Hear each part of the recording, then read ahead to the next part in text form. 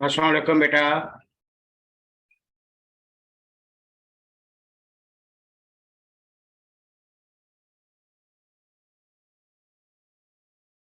जी जो है बेटा, कैसे हैं आप?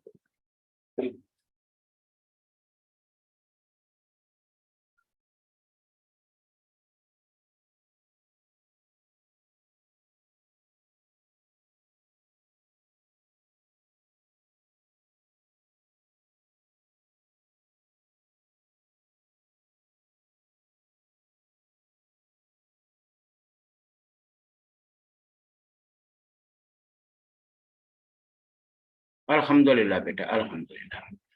जी बेटा, स्टेट में प्रोसीडिंग स्टार्ट करते हैं। कंटीजेंट कंटेक्ट और क्लासिक कंटेक्ट।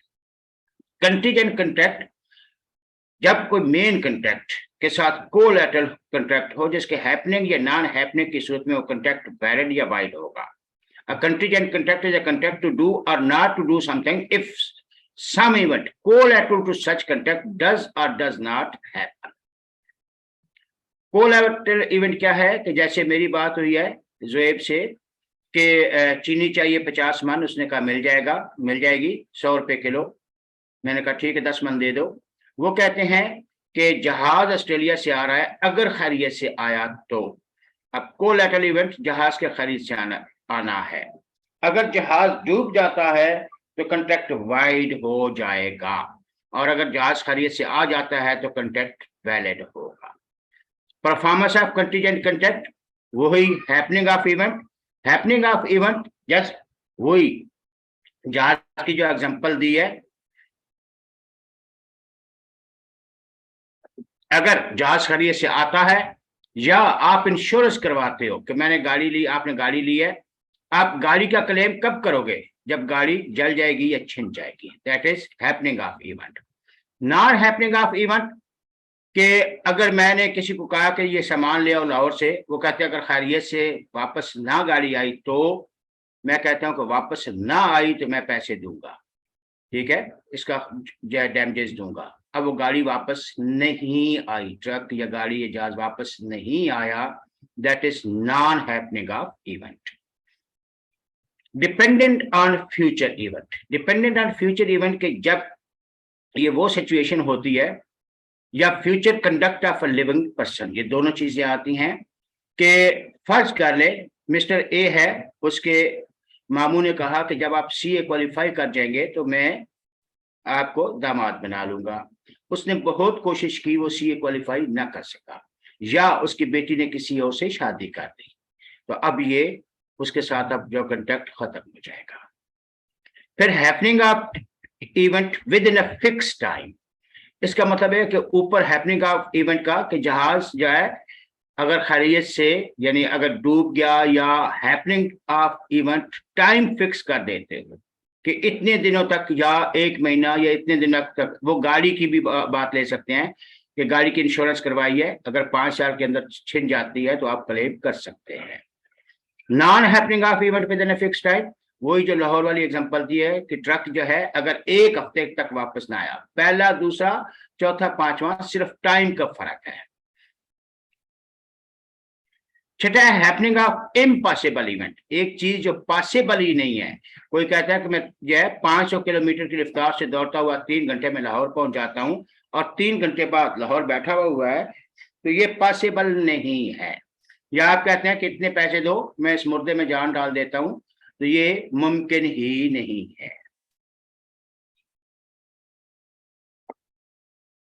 नेक्स्ट है difference between wagering contract, contingent contract और वेजरिंग। दोनों का मेन डिफरेंस आएगा। वेजरिंग जो है contingent, it is a valid contract, but wagering is absolute wide interest. Contingent contract में आपका रियल इंटरेस्ट उसके अक्रस या नॉन अक्रस पे होता है, लेकिन यहाँ पे parties are not interested in the occurrence of event except winning और लूजिंग ऑफ दैट अमाउंट। आप 10 हार्स में हिस्सा ले रहे हैं, आपका उससे कोई मकसद नहीं कौन विनर होगा। आपने ब्लैक हार्स पे या व्हाइट हार्स पे जो है बेट लगाई है, शर्त लगाई है, आपका सिर्फ उस ब्लैक हार्स की हद तक जो है इंटरेस्ट होता है, अपनी अमाउंट तक। Uncertain event, uncertain future event is merely collateral, लेकिन यहाँ पे डिपेंडेंट टोटल डिटरमिनेंट फैक्टर होता है। जी बेटा, अगर किसी ने कुछ पूछना है तो पूछे जल्दी।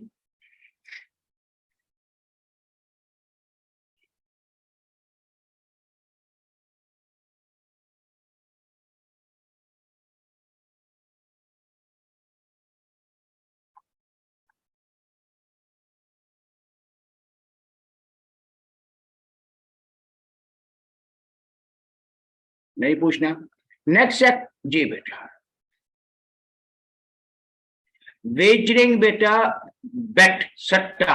आप कहते हो किसी से आज पाकिस्तान जीतेगा, दूसरा कहता है आज इंडिया जीतेगा, या आप कहते हो बारिश होगी, वो कहता है नहीं होगी, या आप कहते हो ब्लैक हार्स जीतेगा, वो कहता है व्हाइट हार्स जीतेगा। वेजरिंग, सट्टा, बेट, शर्त लगाना।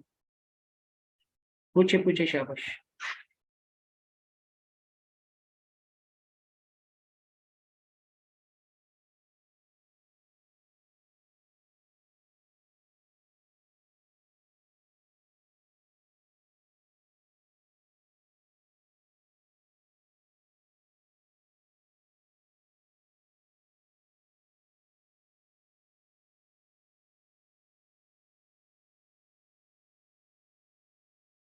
ओके, नेक्स्ट है quasi contract. Quasi contract basically सबसे पहली बात याद रखिएगा, it is not a contract, it is constructive contract. ये बाद में बनता है।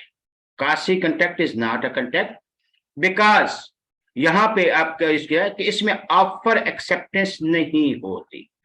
फर्ज किया कि नूर फातिमा के मामू ने इनके लिए बर्थडे केक भेजा, और हुआ ये कि वो गलती से शैला के घर चला गया और शैला ने माले मुफ्त समझ के खा लिया। अब नूर फातिमा के मामू पूछते हैं बेटा केक कैसा लगा, तो वो कहते हैं कौन सा केक भाई। ट्रेस करने पे पता चला वो तो शैला के घर गया है। अब शैला का इखलाकी हक बनता है कि वो उसको या केक रिटर्न करे या पैसे दे। तो टेक्निकली अगर शैला ने केक खाना होता, वो बाजार जाती, ऑफर होती, एक्सेप्टेंस होती, फिर वो कॉन्ट्रैक्ट बनता। लेकिन यहाँ केक खा चुके, अब इनको पैसे देने हैं, तो that is called constructive contract. ठीक है, ये आपका कंट्रेक्चुअल ऑब्लिगेशन नहीं होती, but it is impose on the principle of equity and justice. ये आपका एमसीक्यूज भी आता है। It is called constructive contract, बाद में बनता है। काइंड ऑफ क्वासी कॉन्ट्रैक्ट 5 है। सबसे पहले है claim for necessity supply to a incapable person. ये वो सिचुएशन होती है कि जब आपने माइनर या किसी पैरालाइज पर्सन को नेसेसिटीज प्रोवाइड की हैं, तो वो आप नेसेसिटीज उसकी प्रॉपर्टी से काटेंगे, उसके माइनर से नहीं लेंगे। माइनर या अनसाउंड माइंड या पैरालाइज पर्सन, अगर उसकी प्रॉपर्टी है तो उससे लेंगे, अदरवाइज नहीं। और याद रखिएगा उसको नेसेसिटीज प्रोवाइड करनी है, लग्जरी प्रोवाइड नहीं करनी। अगर आपने उसको फर्ज किया खाना है, 100 रुपए का खाना मिल रहा है, एक क्या पिज्जा है 600 का, आपने पिज्जा खिला दिया है, तो याद रखिएगा आप पिज्जे के पैसे नहीं काट सकेंगे।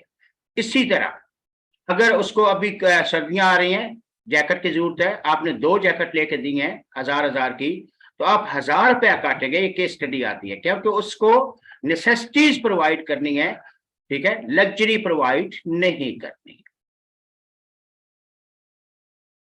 दूसरे नंबर पे है payment by an interested person. ये यूं है कि फर्ज कर लें सैयद हैं, इन्होंने मकान बनाया और जुएब को किराए पे दिया, खुद दुबई चले गए। हुआ यह कि कुछ अर्से बाद हाउस बिल्डिंग वाले आ गए, उन्होंने कहा जी इस पे इतना टैक्स रहता है या इस पे इतना इंस्टॉलमेंट है।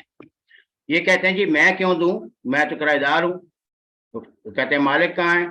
जी मालिक तो पता नहीं दुबई में है, कहाँ है मुझे तो नहीं पता। वो कहते हैं अच्छा ठीक है, हम इस मकान को बेच देते हैं। तो अब याद रखिएगा कि वो पर्सन खुद लीगली बाउंड नहीं था, ठीक है। उसने सोचा कि अब ये तो मकान बेच देंगे, मैं कहाँ जाऊंगा। अब वो खुद से कहता है कि मकान ना बेचें, जो पैसे बनते हैं वो ले लें। और अब सैयद का इखलाकी हक बनता है कि उसको वो पैसे दे। 4-5 बातें याद रखिएगा, वो खुद बाउंड नहीं था, जिसके ब्याह पे दे रहा है वो बाउंड था, लीगली बाउंड था, खुद इंटरेस्टेड हुआ, और जिसको दिया वो लीगल अथॉरिटी है। ये याद रखिएगा, माल्य का बंदा कोई उठ के आ जाए तो उसको नहीं देंगे, लीगल अथॉरिटी है। और अब अगर जो है वो सैयद पैसे नहीं देता तो ज़ुहैब उसको स्यू कर सकते हैं, जैसे ओरिजिनल कंट्रैक्ट था। फिर है compensation for non graduate act. इसका यह है कि इम्प्लाइड कंट्रैक्ट मोस्टली इसमें आते हैं। फर्ज किया कि कोई एक बच्चा जो है बैठा, कोई आदमी बैठा हुआ है, एक बच्चे ने आके शूज पॉलिश कर दिए, ठीक है, और आपने मना नहीं किया, तो अब आपका अखलाकी हक बनता है उसको पैसे दे। जब किसी ने आपको वॉलंटरी सर्विसेज दी, उसका मकसद जो है ग्रेजुएट्स नहीं था, मुफ्ता नहीं था, नॉन ग्रेजुएट्स था, और आपने मना नहीं किया, आपको बेनिफिट हुआ, तो आपका अखलाकी हक बनता है उसको पैसे दे। Finder of goods. Finder of goods, जिसको कोई गुड्स पड़े हुए मिले वो फाइंडर ऑफ गुड्स कहलाता है। उसकी 4 ड्यूटीज हैं कि वो ट्रू ओनर को फाइंड आउट करे, ठीक है, गुड को मिस यूज ना करे, मिल जाने पे उसको रिटर्न करे, और रीजनेबल केयर करे। 4 ड्यूटीज हैं। 5 उसके राइट्स हैं कि वो गुड्स को अपने पास होल्ड करेगा एज ए बेली।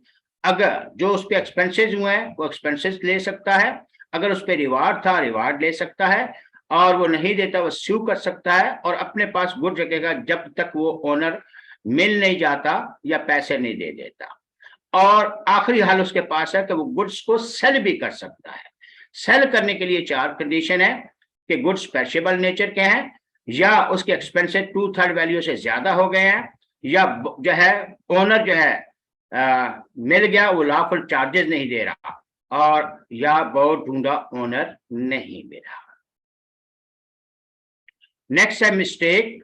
मिस्टेक हमारी लाइफ में होता है कि अगर गलती से आपने जो है वो पैसे दिए दुकान वाले को 500 और 200 का सामान लिया, उसने 700 वापस कर दिए, तो आपका अखलाकी हक बनता है उसको पैसे वापस करें।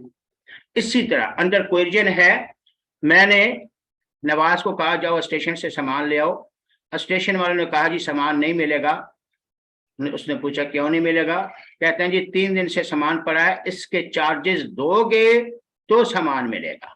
अब उसको वहां चार्जेस देना पड़े, या सामान इतना ज्यादा था कि उसको फुल्ली हायर करना पड़ा, तो अब मेरा अखलाकी हक बनता है मैं उसको वो पैसे दूं।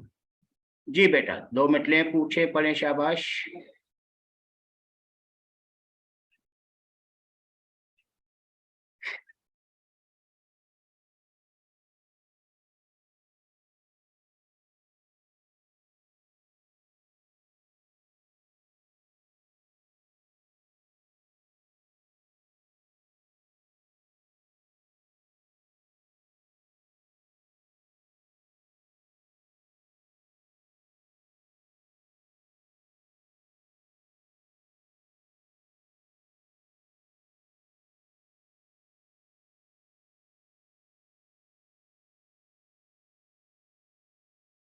ओके,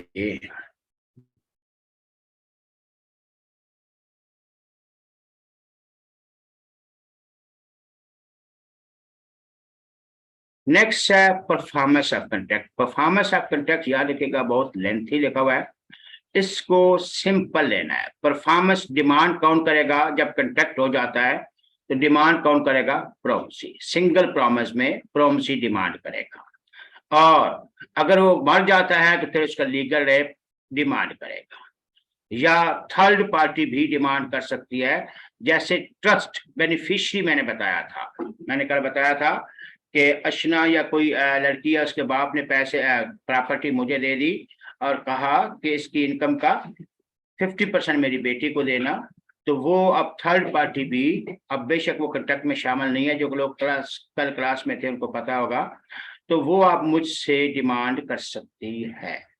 ट्रस्ट क्रिएट हुआ, she is beneficiary.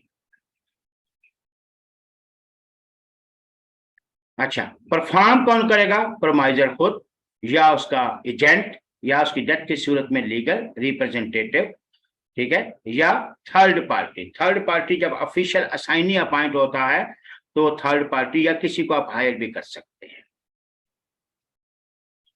Performance of joint promise, demand कौन करेगा, वही ऊपर वाली है, जॉइंट में एक से ज्यादा हैं तो वो प्रॉमिजी करेंगे, या अगर कोई डेथ हो जाती है तो उनके लीगल रैप करेंगे। ठीक है। परफॉर्मेंस ऑफ कंट्रैक्ट रूल्स क्या है? ये rules of performance of contract ये अच्छे हैं कि कौन परफॉर्म करेगा? ऑल प्रोमाइजर, तीनों। फर्ज किया ABC ने मुझसे पैसे लिए हैं, तीनों जो है वो मुझे मिलकर पैसे देंगे। और दूसरे नंबर पे है कि अगर एनी वन ऑफ प्रोमाइजर परफॉर्म, कोई एक भी, ये पार्टनरशिप का रूल है, कोई एक भी परफॉर्म कर सकता है। प्रॉमिस में डिमांड कंट्रीब्यूशन, अगर उनमें कोई तीन थे, एक जो है वो डिफॉल्ट कर गया तो वो दूसरा उनसे डिमांड कर सकता है। ठीक है, 3,000 देने थे, एक डिफॉल्ट कर गया, तो ये दोनों पॉइंट मिलते जुलते हैं। कोई डिफॉल्ट कर गया तो आपस में मुझे पूरे करके देंगे, आपस में फिर बांटेंगे। ये रिलीज ऑफ वन प्रोमाइजर, अगर मैंने एक को रिलीज भी कर दिया कि तुम 1,000 रहने दो, लेकिन फिर भी उसकी लाइबिलिटी दूसरों के साथ है, क्योंकि ये पार्टनरशिप की तरह रूल है, वो अब भी उनके साथ मिलकर बाकी 2,000 पूरे करेगा। कोई डिफॉल्ट कर जाता है उसकी जगह देगा, अपने नहीं देगा, लेकिन उनके साथ उसकी लाइबिलिटी जॉइंट है, तो इसलिए उनके साथ वो जो डिफॉल्ट कर गया वो पैसे देगा। Assignment of contract, assignment of contract बहुत लेंथी लिखा हुआ है, सिर्फ 2 बातें याद रखिएगा कि अगर आप जनरल नेचर का कंट्रैक्ट है तो आप किसी को असाइन कर सकते हो, लेकिन अगर पर्सनल नेचर का है तो वो असाइन नहीं हो सकता, वो वाइड हो जाएगा।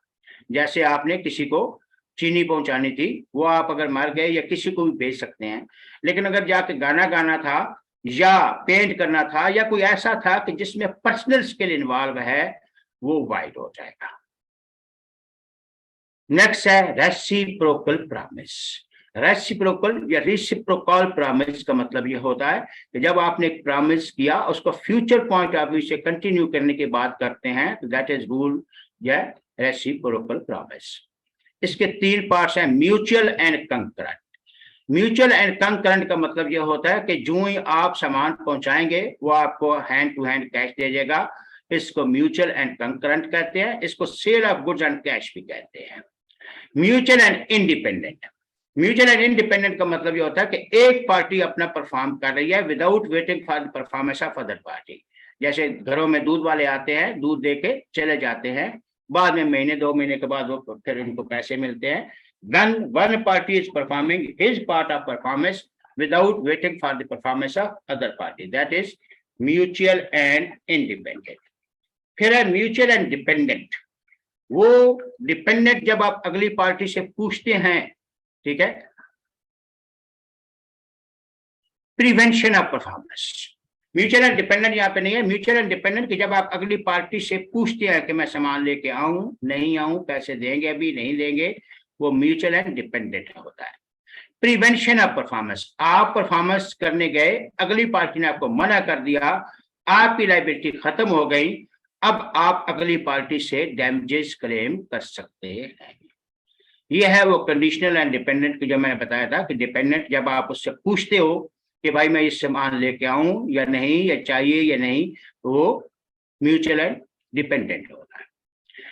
Legal and illegal promise, legal and illegal promise का ये है, ये एग्जांपल थोड़ी सी गलत लिखी हुई है। A agrees to sell a house for B, वो कहता है मैं आपको मकान बेचूंगा, अगर खुद रहना है तो 1 लाख का बेचूंगा, अगर जुआ वगैरह गैम्बलिंग करानी है तो 5 लाख का बेचूंगा। ये गलत है। आपने मकान बेच दिया, उसकी मर्जी है, जो मर्जी है करे। हाँ, ये कह सकते हो कि अगर आपने किराए पे दे रहे हो और कहते हो कि खुद रहना है तो 10,000 किराया लूंगा, अगर जुआ वगैरह करवाना है, गैम्बलिंग करवानी है तो 50 लूंगा। पहले वाला वैलिड होगा, दूसरे वाला वाइड हो जाएगा। फिर अल्टरनेटिव प्रॉमिस। अल्टरनेटिव प्रॉमिस आप कहते हो कि 10,000 ले जाओ, इसकी चीनी ले आना, चीनी ना मिली तो अफ्यूम ले आना या चर्स। तो अगर वो चीनी वाला जो है वो वैलिड होगा, लेकिन अफ्यूम वाला वो इनवैलिड हो जाएगा। Time and place of performance भी बहुत लिखा हुआ है। सिंपल याद रखिएगा कि आपका अगर टाइम फिक्स है उस टाइम पे पहुंचाना है, प्लेस मेंशन है उसमें प्लेस पे लाना है। नहीं फिक्स टाइम नहीं है तो रीजनेबल टाइम होना चाहिए। रीजनेबल टाइम का मतलब ये है कि फैक्ट्री से रिलेटेड गुड हैं तो आप फैक्ट्री 6 बजे बंद होती है, 9 से 6 उस वक्त दरमियान में लेकर जाओगे, ठीक है। और अगर कहा है उन्होंने कि 12 बजे लेके आना है या 1 बजे टाइम स्पेसिफाई है तो उस टाइम के हिसाब से लेके आना है। Proper time and place, proper contract में वो मेंशन होती है, वो उसी पे पहुंचाना है, ठीक है, जो टाइम मेंशन है। अगर वो प्रॉपर प्लेस मेंशन नहीं है तो फिर रीजनेबल प्लेस, यानी उसके घर, अगर घर से रिलेटेड है और ऑफिस से रिलेटेड है तो ऑफिस में। अच्छा, time is essence of the contract. जब टाइम एसेंस हो तो फिर आपने उस टाइम पे पहुंचना है, अदरवाइज आपको स्पेशल डैमेजेस पड़ जाएंगे। ये दोबारा time is essence of contract, दोबारा वही लिखा हुआ है, एसेंस नहीं है। जैसे आप कहते हो शाम को 6 बजे बिरयानी लाना, वो टाइम एसेंस है। और अगर आपका टाइम मेंशन नहीं है तो फिर रीजनेबल टाइम होना चाहिए, ये नहीं कि रात को 2 बजे आके बेल दे रहे कभी ले लो। एक्सेप्टेंस ऑफ डिलेड परफॉर्मेंस, अगर अगली पार्टी आपने डिले किया और अगली पार्टी ने एक्सेप्ट कर लिया और डैमेजेस क्लेम नहीं किए फिर तो ठीक है, लेकिन अगर वो नोटिस देता है कि भाई आपके डिले की वजह से मेरा नुकसान हुआ है, मैं इतना डैमेजेस क्लेम करूंगा, तो फिर आपको वो डैमेजेस देना होंगे। Appropriation of payment, appropriation of payment का कंसेप्ट ये होता है when you have many debts to a same creditor and you are unable to pay the whole amounts, then you pay in parts, not installment. That is appropriation of payment.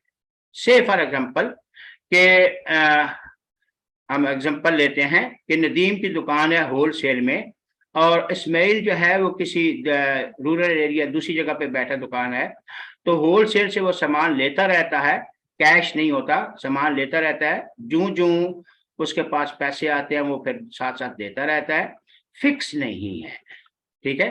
That is called appropriation of payment. इसके 5 तरीके हैं, 4 हैं। एक तो ये है कि appropriation bye debtor, उसने कहा बताया है कि भाई इस दफा मैं वॉशिंग मशीन वाले पैसे दे रहा हूं। दूसरा सिंपल ये है कि एप्रोप्रिएशन बाय क्रेडिटर, क्रेडिटर ने कहा है कि इस दफा मुझे मोटरसाइकिल वाले पैसे दीजिएगा। तीसरा एप्रोप्रिएशन बाय लॉ, ना इसने बताया है ना उसने डिमांड की है, तो जो रूटीन ये है कि जो पहला डेट था, ठीक है, जो आप अकाउंटिंग में फीफो कहते हो, उस पे अप्लाई करेंगे। और अगर किसी ने आपको जो है लोन दिया है और उस पर इंटरेस्ट ड्यू है, जैसे मैंने फर्ज किया अबू बकर को लोन दिया 1 लाख, उस पे इंटरेस्ट है 5,000, 6 महीने बाद वो 50,000 भेजता है, तो पहले मैं जो इसका अपना इंटरेस्ट काटूंगा, जो बाकी अमाउंट बचेगी वो प्रिंसिपल अमाउंट से काटी जाएगी, ये प्रिंसिपल भी होता है। अच्छा, नेक्स्ट आइएगा, contract need not to be perform. ये contract need not to be perform जो है, ये सारे याद रखिएगा, ये डिस्चार्ज बाय म्यूचुअल कंसेंट में आएंगे। इसको मैं वहां आपको अच्छी डिटेल से बताता हूं, ये यहाँ पे आएंगे, ये यहाँ पे, ये वो सेम चीज यहाँ पे आएगी। डिस्चार्ज कितने तरीकों से होता है? 6 मेथड हैं कंट्रैक्ट के डिस्चार्ज होने के। पहले आपको सबसे पहले मेथड याद होना चाहिए, यानी इसके mode of discharge of contract. सबसे पहला है बाय परफॉर्मेंस, दूसरा है बाय एग्रीमेंट, तीसरा है सब्सिक्वेंट इलीगैलिटी, फोर्थ है लैप्स ऑफ टाइम, फिफ्थ है ऑपरेशन ऑफ लॉ और सिक्स्थ है ब्रीच ऑफ कंट्रैक्ट। ये आपको कंसेप्ट 6 यानी पता हो कि mode of discharge of contract कितने हैं, तो 6 है। सबसे आसान जो है वह है discharge by performance. Discharge by performance में 2 बातें हैं, एक्चुअल परफॉर्मेंस, अटेम्प्टेड परफॉर्मेंस या tender of performance. Actual performance यह है कि आपको किसी को घर चीनी पहुंचानी थी, आप चीनी पहुंचाए, उसने पैसे दे दिए, that is actual performance. Tender of performance यह है कि आप चीनी लेके गए या उसका घर पेंट करने गए, उसने मना कर दिया, ठीक है, इसको ऑफर ऑफ परफॉर्मेंस या अटेम्प्टेड परफॉर्मेंस भी कहते हैं। इसके एसेंशियल हैं कि आप जब भी टेंडर ऑफ परफॉर्मेंस करेंगे इट मस्ट बी अनकंडीशनल, कोई कंडीशन नहीं रखेंगे कि भाई मैं तब घर पेंट करूंगा अगर मेरे बच्चे को एडमिशन दिला दो, नहीं, कोई कंडीशन नहीं रखेंगे। It must be made proper time and proper place, जो प्रॉपर टाइम प्लेस है उस पर होना चाहिए। It must be of whole obligation, जितने सारे पैसे देने हैं या जो काम करना है वो पूरे का पूरा होना चाहिए। It must be made by a person who is able to perform the promise, minor या जो है पागल नहीं होना चाहिए, जो पर्सन कंपिटेंट है वो परफॉर्म करे। It must be made to promisee, या उसके प्रोमजी को देंगे या उसके एजेंट को, और उसके डेथ की सूरत में लीगल लैब को वो चीज पहुंचाएंगे। अगर सेवरल जॉइंट प्रोमजी हैं तो किसी एक को कहने का मतलब है आपने सबको कहा, जैसे पार्टनरशिप में एक को कहा तो सबको कहा। ये वाला याद रखिएगा in case of tender of money. Tender of money का मतलब यह है कि आप रिक्शे में बैठे हो, 5 रुपए किराया देना है तो उसको आप 5,000 का नोट दे रहे हो, ये वैलिड टेंडर नहीं है। एक बात। दूसरा, बाकी जितनी भी परफॉर्मेंस करनी थी वो आपने परफॉर्म की, अगली पार्टी ने एक्सेप्ट नहीं किया तो आप उसको डैमेजेस क्लेम कर सकते हो और आपकी जान परफॉर्मेंस से छूट गई। लेकिन टेंडर ऑफ मनी की सूरत में आपकी जान नहीं छूटेगी, आपको दोबारा पैसे देना पड़ेंगे, लेकिन जो पैसे ऑफर किए हैं उस पे इंटरेस्ट नहीं देना पड़ेगा। जी बेटा पूछे, कोई जो चीज पूछने वाली हो।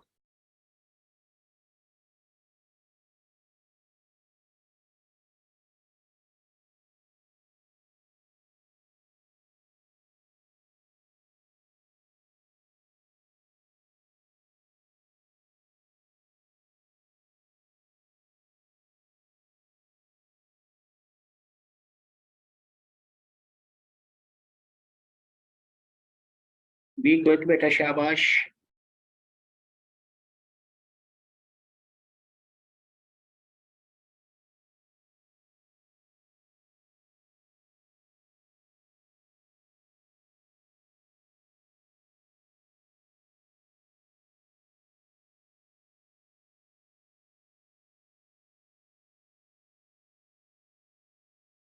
ओके, नेक्स्ट है discharge by agreement. Discharge by agreement की 5 बातें आएंगी। सबसे पहले है novation. Novation mean contract is substituted between इधर सेम पार्टी और बिटवीन अदर पार्टी। जैसे मैंने जोहेब के पैसे देने थे और अब मैं कहता हूं कि मैं उन दिनों में नहीं होगा, मेरी जगह जो है वो वकास देगा, तो वो कंट्रैक्ट सब्स्टिट्यूट हुआ between debtor and creditor and between third party, that is called novation. Alteration, जब कंट्रैक्ट में कोई टर्म कंडीशन चेंज करते हैं, ठीक है। अच्छा याद रखिएगा, एक चीज बतानी थी वो याद नहीं रहा। डिस्चार्ज बाय एग्रीमेंट का मतलब है बाहमी रजामंदी से, म्यूचुअल कॉन्सेंट से। और जब ये कंट्रैक्ट खत्म करेंगे म्यूचुअल कॉन्सेंट से तो स्यू करने की बात नहीं होगी। तो बाहमी रजामंदी से नोवेशन हुई, मेरी जगह दूसरा बंदा पैसे देगा बाहमी रजामंदी से। इसी तरह बाहमी रजामंदी से अल्ट्रेशन की, मैंने जोएब का कहा था 100 बाटा शू लाइएगा, अब हम बाहमी रजामंदी से कि 100 नहीं 50 बाटा लेना, 50 सर्विस ले आना। कोई भी कंट्रैक्ट बाहमी रजामंदी से चेंज करते हैं, टर्म कंडीशन चेंज करते हैं, ठीक है, या रिसिशन बाहमी रजामंदी से कैंसिल करना। मैंने जोएब को कहा था मेरे बेटे को ट्यूशन पढ़ा दो, अब डिपेंड उसके पास टाइम नहीं या मेरे पास या बच्चा नहीं पढ़ना चाहता, बाहमी रजामंदी से उसको कैंसिल किया। ये सारे कंट्रैक्ट बाहमी रजामंदी से होंगे। रिमिशन, रिमिशन का मतलब है accepting lesser amount than contracted. मेरी बात जोएब से हुई भाव ताव के बाद कि है वो पूरा साल मेरे बेटे को ट्यूशन पढ़ाएगा, 50,000 दूंगा। अब मैं वो पढ़ा चुका तो कहते हैं 50 रहने दे, 30 दे दे। Remission, accepting lesser amount than contracted. और अगर वो सारे राइट छोड़ जाता है, पढ़ा दिया है पैसे नहीं ले रहा, ये वेवर हो जाएगा। पूछें बेटा, शाबाश।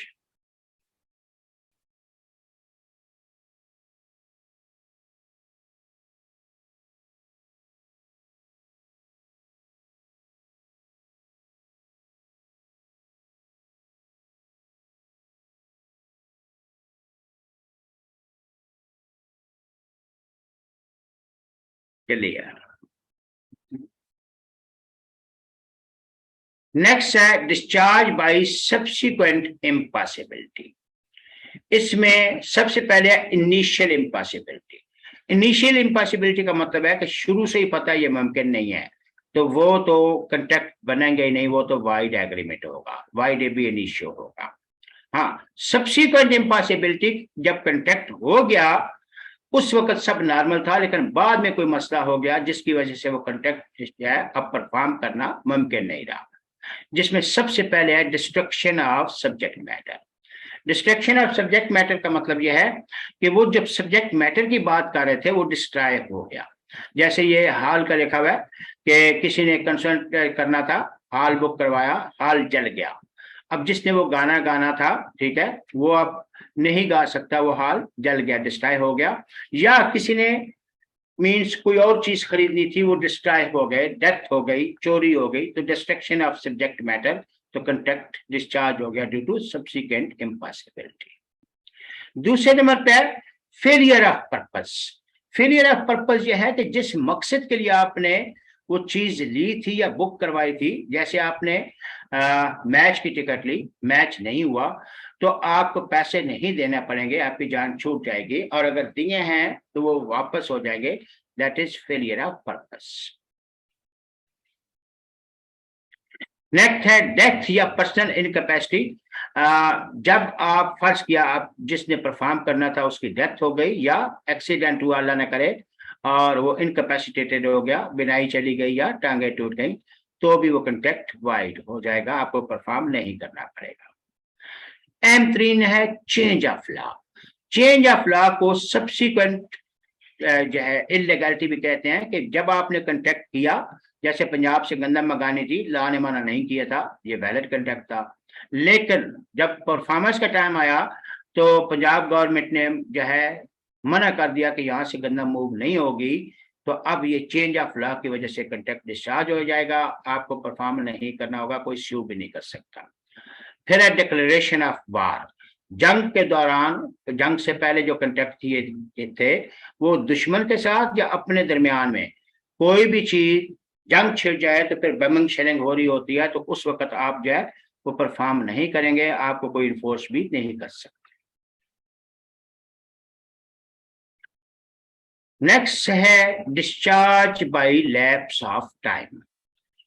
लिमिटेशन एक्ट 1908 के तहत 3 साल पीरियड होता है, अगर आपने 3 साल में स्यू नहीं किया तो वो डिस्चार्ज हो जाएगा और अब आप राइट नहीं रखते, ठीक है। तो जो टाइम था 3 साल का वो गुजर गया, आपने स्यू नहीं किया, तो अब जो अगली पार्टी को आप स्यू नहीं कर सकते। फिर है discharge by operation of law. उसमें सबसे पहले है इंसॉल्वेंसी। आपने किसी से कॉन्ट्रैक्ट किया, आपका दिवालियापन, बैंक करप्ट हो गए, कोर्ट ने ऑफिशियल असाइनी अपॉइंट किया, अब जिन जिन किया वो सारी चीजें थी, वो बिजनेस वो खत्म हो जाएगा और वो contract by operation of law discharge हो जाएंगे। फिर है मर्जर।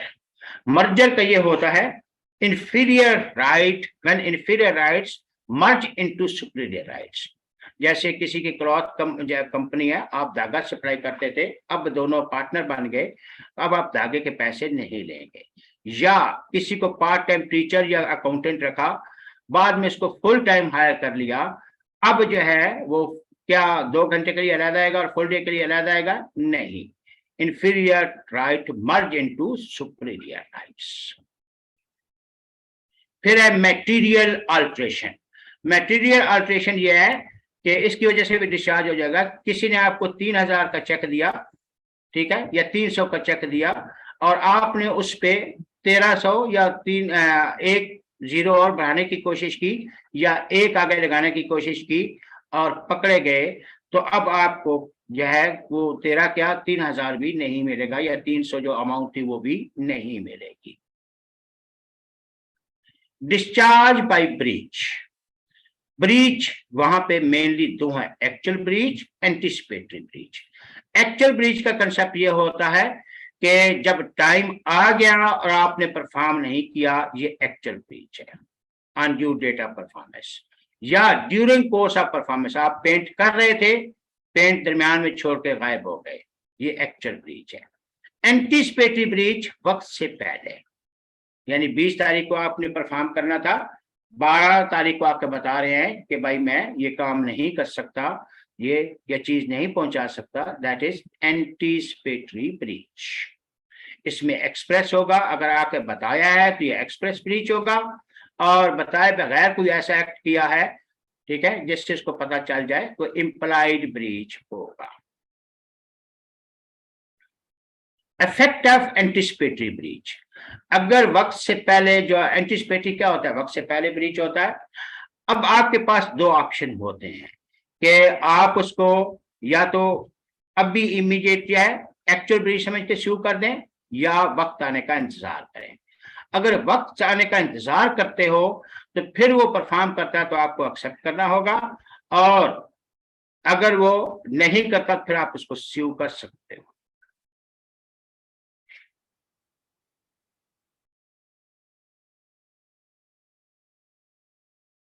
जी बेटा, remedies for breach of contract. Remedies आपके पास टोटल 5 है कि जिसने ब्रीच किया, आपके पास बेस्ट रेमेडीज क्या हैं, 5 हैं। suit for rescission, suit for damages, suit for specific performance, suit for injection, suit upon quantum merit। suit for rescission का कंसेप्ट यह है कि आप वो कंट्रैक्ट जिसने परफॉर्म नहीं किया या वो कंटिन्यू नेचर का था और आप चाहते हो कि वो आप उसको कैंसिल किया जाए, तो कोर्ट में अप्लाई करेंगे सूट फॉर रिसेशन के लिए। ठीक है, ये जितने भी वाइडेबल कंट्रैक्ट हैं ये सारे कोर्ट के थ्रू रिसेंड होंगे। किसी ने आपसे फ्रॉड किया, धोखा किया, आप कंट्रैक्ट कैंसिल करना चाहते हैं, ठीक है, तो आप कोर्ट में स्यू करेंगे और कोर्ट फिर आपके हक में पैसा देगी, that is suit for recession. दूसरे नंबर पे डैमेजेस, सूट फॉर डैमेजेस। आप नुकसान पूरा करने की बात करेंगे, उसमें डैमेजेस 5 किस्म के हैं। सबसे पहला है ऑर्डिनरी डैमेजेस। ऑर्डिनरी डैमेजेस का मतलब ये होता है कि जो आपका नुकसान हुआ है, जैसे मैंने जो है कोई चीनी पहुंचानी थी 80 रुपए किलो, अब टाइम जब पहुंचाने का आया तो वो 100 रुपए किलो होगी, मैंने नहीं पहुंचाई, उसको बाजार से लेना पड़ी, 20 रुपए का डिफरेंस आया, तो 20 रुपए पर केजी के हिसाब से मुझे देना होंगे। इसका रूल यह है कि ordinary damages are measured the difference between the contract price and the market price at the time of breach। तो contract price कितनी थी, 80 रुपए, जो ब्रीच का टाइम मार्केट प्राइस कितनी होगी, 100 रुपए, डिफरेंस कितना आया, 20 रुपए, तो वो मुझे इनको पे करना होगा। दूसरे नंबर पे special damages. Special damages ordinary से थोड़ा सा और टफ में हो जाते हैं। ये वो सिचुएशन होती है कि जब आपने कोई पर्टिकुलर इवेंट है या आपने उसको बाकायदा कोई मौका बताया हुआ है, जैसे फर्ज किया शादी हाल का था, आप एक तो रूटीन में कहते हो कि भाई बिरयानी ले आना, वो नहीं लाया आपने बाजार से ली, एक टाइम दिया हुआ है और उसको बताया हुआ है किस टाइम पे पहुंचना है और वो नहीं आता, तो फिर आप स्पेशल डैमेजेस जो है उनसे क्लेम करेंगे, but that should be in the contemplation of both parties. या नूर फातिमा बड़ी अच्छी सिलाई करती हैं, इन्होंने अल्लाह बख्श को कहा कि सिलाई मशीन लाइएगा, मैंने एग्जीबिशन शो पे लोगों को सैंपल सी के दिखाने हैं, ये टाइम पे सिलाई मशीन नहीं लेके गए।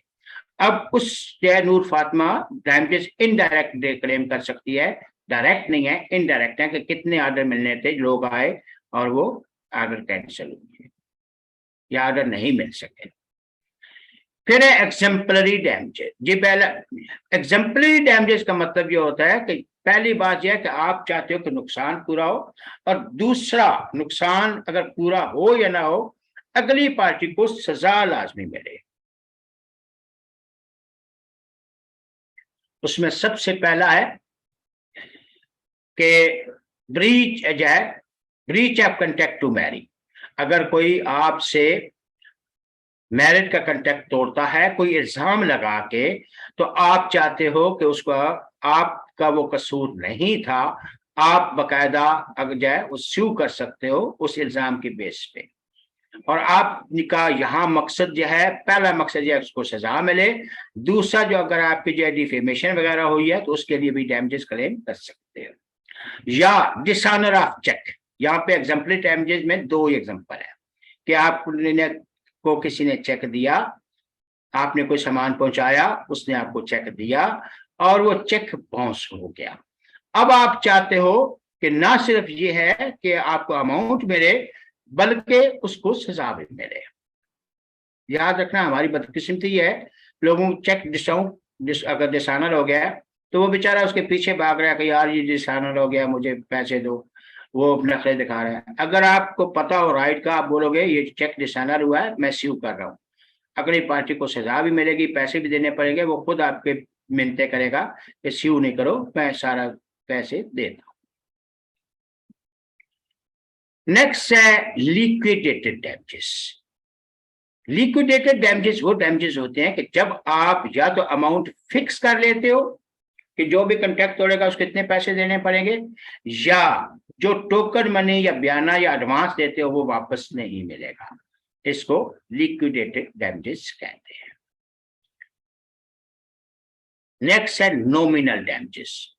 अच्छा, ये चैप्टर एम है, इसमें डैमेजेस भी आते हैं और ये रेमेडीज भी आती हैं, कोई भी आ सकती है। नॉमिनल डैमेजेस वो डैमेजेस कहलाते हैं जहां पे आपका कोई नुकसान नहीं हुआ, फिर भी आप जो है स्यू कर देते हो अगली पार्टी को, इसलिए कि just for sake of name, ताकि आपको पता है कि इसने फ्यूचर भी में भी मुझसे कांटेक्ट करने हैं, आज इसने कांटेक्ट तोड़ा है तो कल फिर तोड़ेगा, तो आप जो है उसको स्यू करते हो। हालांकि नुकसान नहीं हुआ, चीनी पहुंचानी थी 80 रुपए की, आपने नहीं पहुंचाई, उसने बाजार से वही 80 रुपए या इवन 70 रुपए की ले ली, 70 रुपीज की, उसका कोई नुकसान नहीं हुआ, फिर भी वो चाहता है आपको स्यू करना। एक तो आइंदा वो उसकी ब्रीच नहीं करेगा, और दूसरा जो है आसपास के लोगों को भी पता चल जाता है कि इसका कॉन्ट्रैक्ट पूरा ना करें तो ये फौरन स्यू कर देता है। 5 डैमेजेस हैं बेटा, पूछें, शाबाश।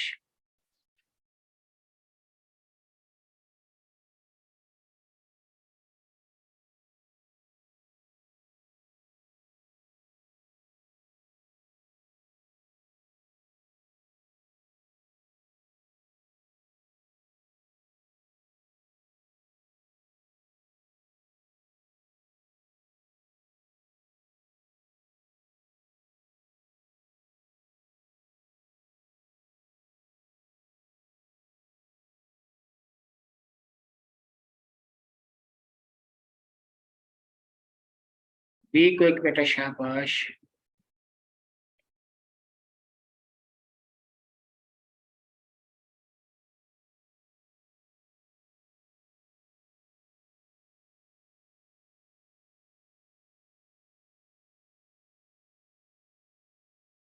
ओके, नेक्स्ट है suit upon quantum meruit. Suit upon quantum merit का मतलब ये होता है एज मच एज अर्न या as much as deserve.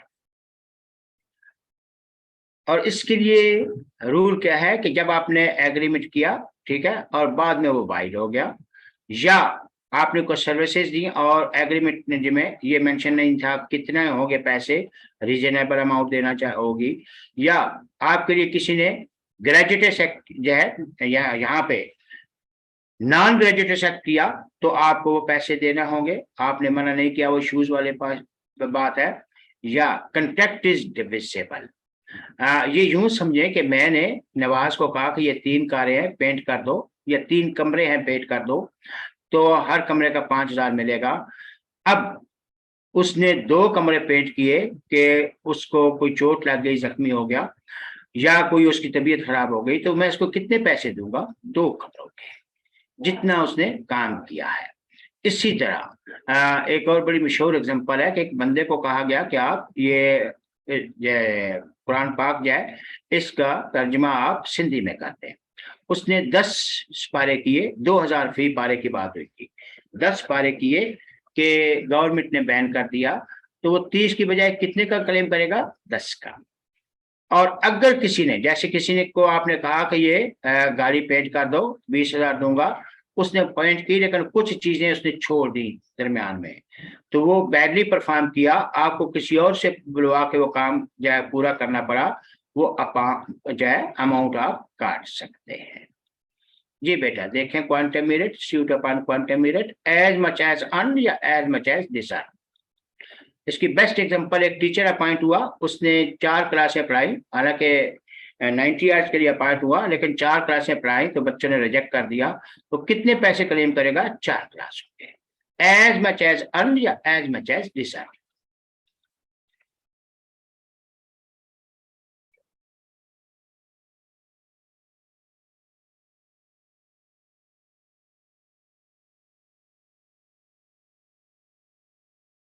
Next है सूट फॉर स्पेसिफिक परफॉर्मेंस। ये वो सिचुएशन होती है कि कंट्रैक्ट ब्रीच हुआ है, आप डैमेजेस नहीं चाहते, आप कहते हो कि वो पार्टी वो ही काम करे जिसका कंट्रैक्ट हुआ था। जैसे किसी जो है, फर्ज कर लें कामरान का कंट्रैक्ट हुआ जोएब से कि मेरी आंखों का ऑपरेशन करो। जोएब डॉक्टर हैं, जोहेर अब्बास आई स्पेशलिस्ट हैं।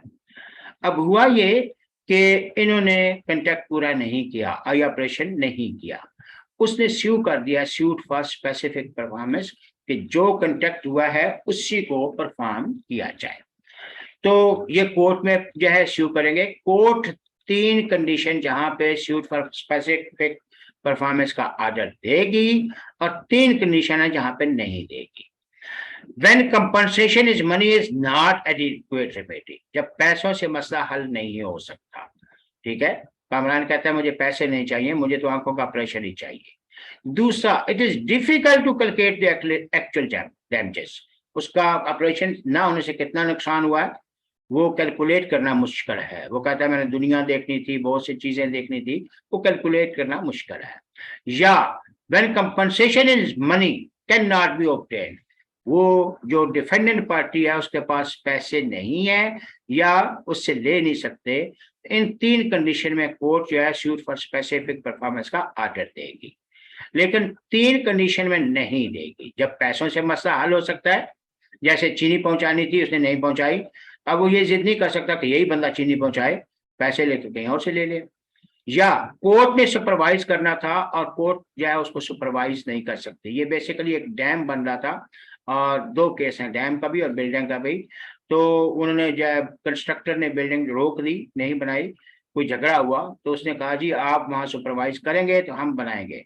कोर्ट ने कहा हमारे पास जो है वो टाइम नहीं है कि हम वहां सुपरवाइज करें। या कोई पर्सन था, उसकी स्किल टेस्ट, ये गलत लिखा हुआ है, वो इनकैपेसिटेटेड हो गया, ठीक है, बीमार हो गया, तो आप कोर्ट ये नहीं कह सकते कि आप बीमार हो, ये टांग टूट के, कोई मसला नहीं करो। तो इन सूरतों में कोर्ट जो है वो सूट फॉर स्पेसिफिक परफॉर्मेंस का ऑर्डर नहीं देगी। देखें बेटा, पूछें, शाबाश।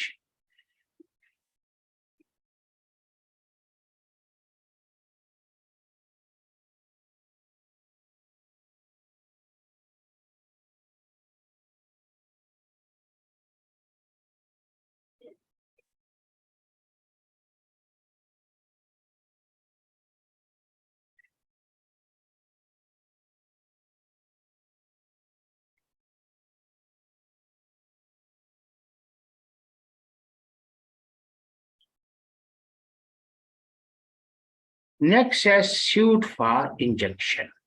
सूट फॉर इंजेक्शन का मतलब ये होता है, इसको जैसे स्टे ऑर्डर की तरह, कि जब आप कोई किसी ने नेगेटिव टर्म शुरू किया कंट्रैक्ट में और उस नेगेटिव टर्म को रोकना चाहते हो, that is called suit for injection.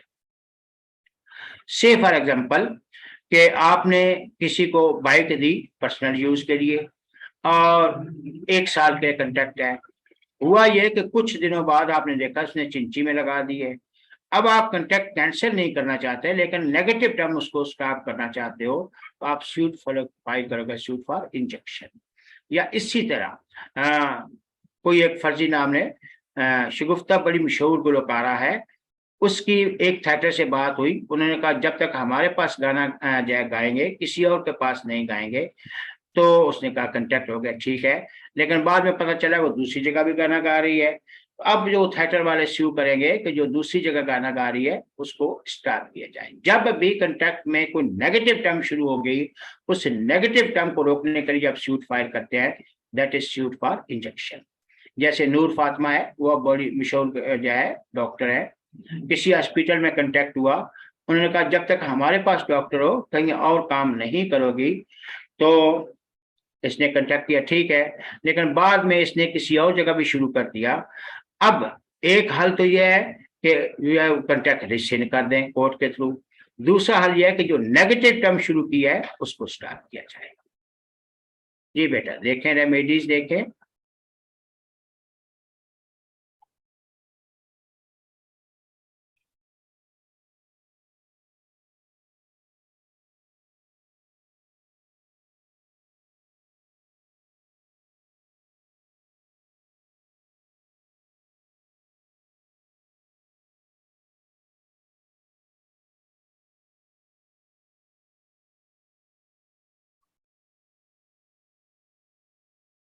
Be quick बेटा, शाबाश।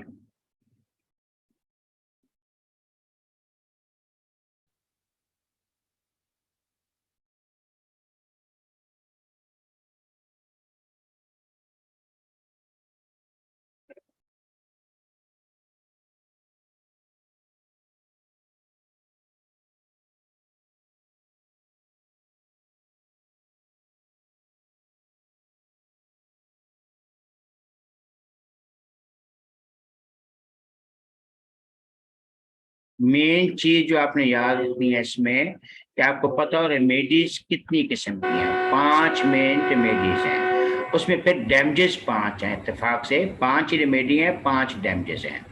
सबसे पहले सूट फॉर रिसेशन है। वही लेडी डॉक्टर का आपने कांटेक्ट 3 साल के लिए किया, उसने नेगेटिव शुरू कर दी। आप चाहो तो सूट कैंसिल कर सकते हो या इंजेक्शन नेगेटिव टर्म रोकने के लिए कर सकते हो। दोनों एग्जांपल यहाँ पे फिट आती हैं। डैमेजेस 5 किस्म के हैं, ठीक है। सूट फॉर डैमेजेस, ये चैप्टर आपका अच्छे वाला है, इसमें क्वेश्चन आते हैं। टोटल रेमेडीज या काइंड ऑफ डैमेजेस, ठीक है। सूट फॉर स्पेसिफिक परफॉर्मेंस, किन कंडीशन में होती है और किन में नहीं होती। डैमेजेस अच्छे 5 हैं। क्वांटम मीरिट वाला अच्छा क्वेश्चन है। ये चैप्टर आपका ऐसा है जिसमें एक क्वेश्चन लाजमी उठाया जाता है फाइनल में, और एमसीक्यूज भी आते हैं।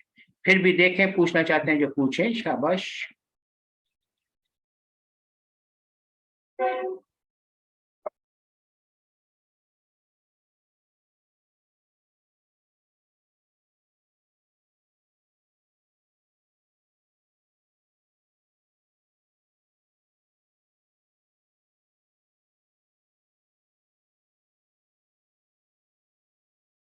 ओके, नेक्स्ट शुरू करते हैं।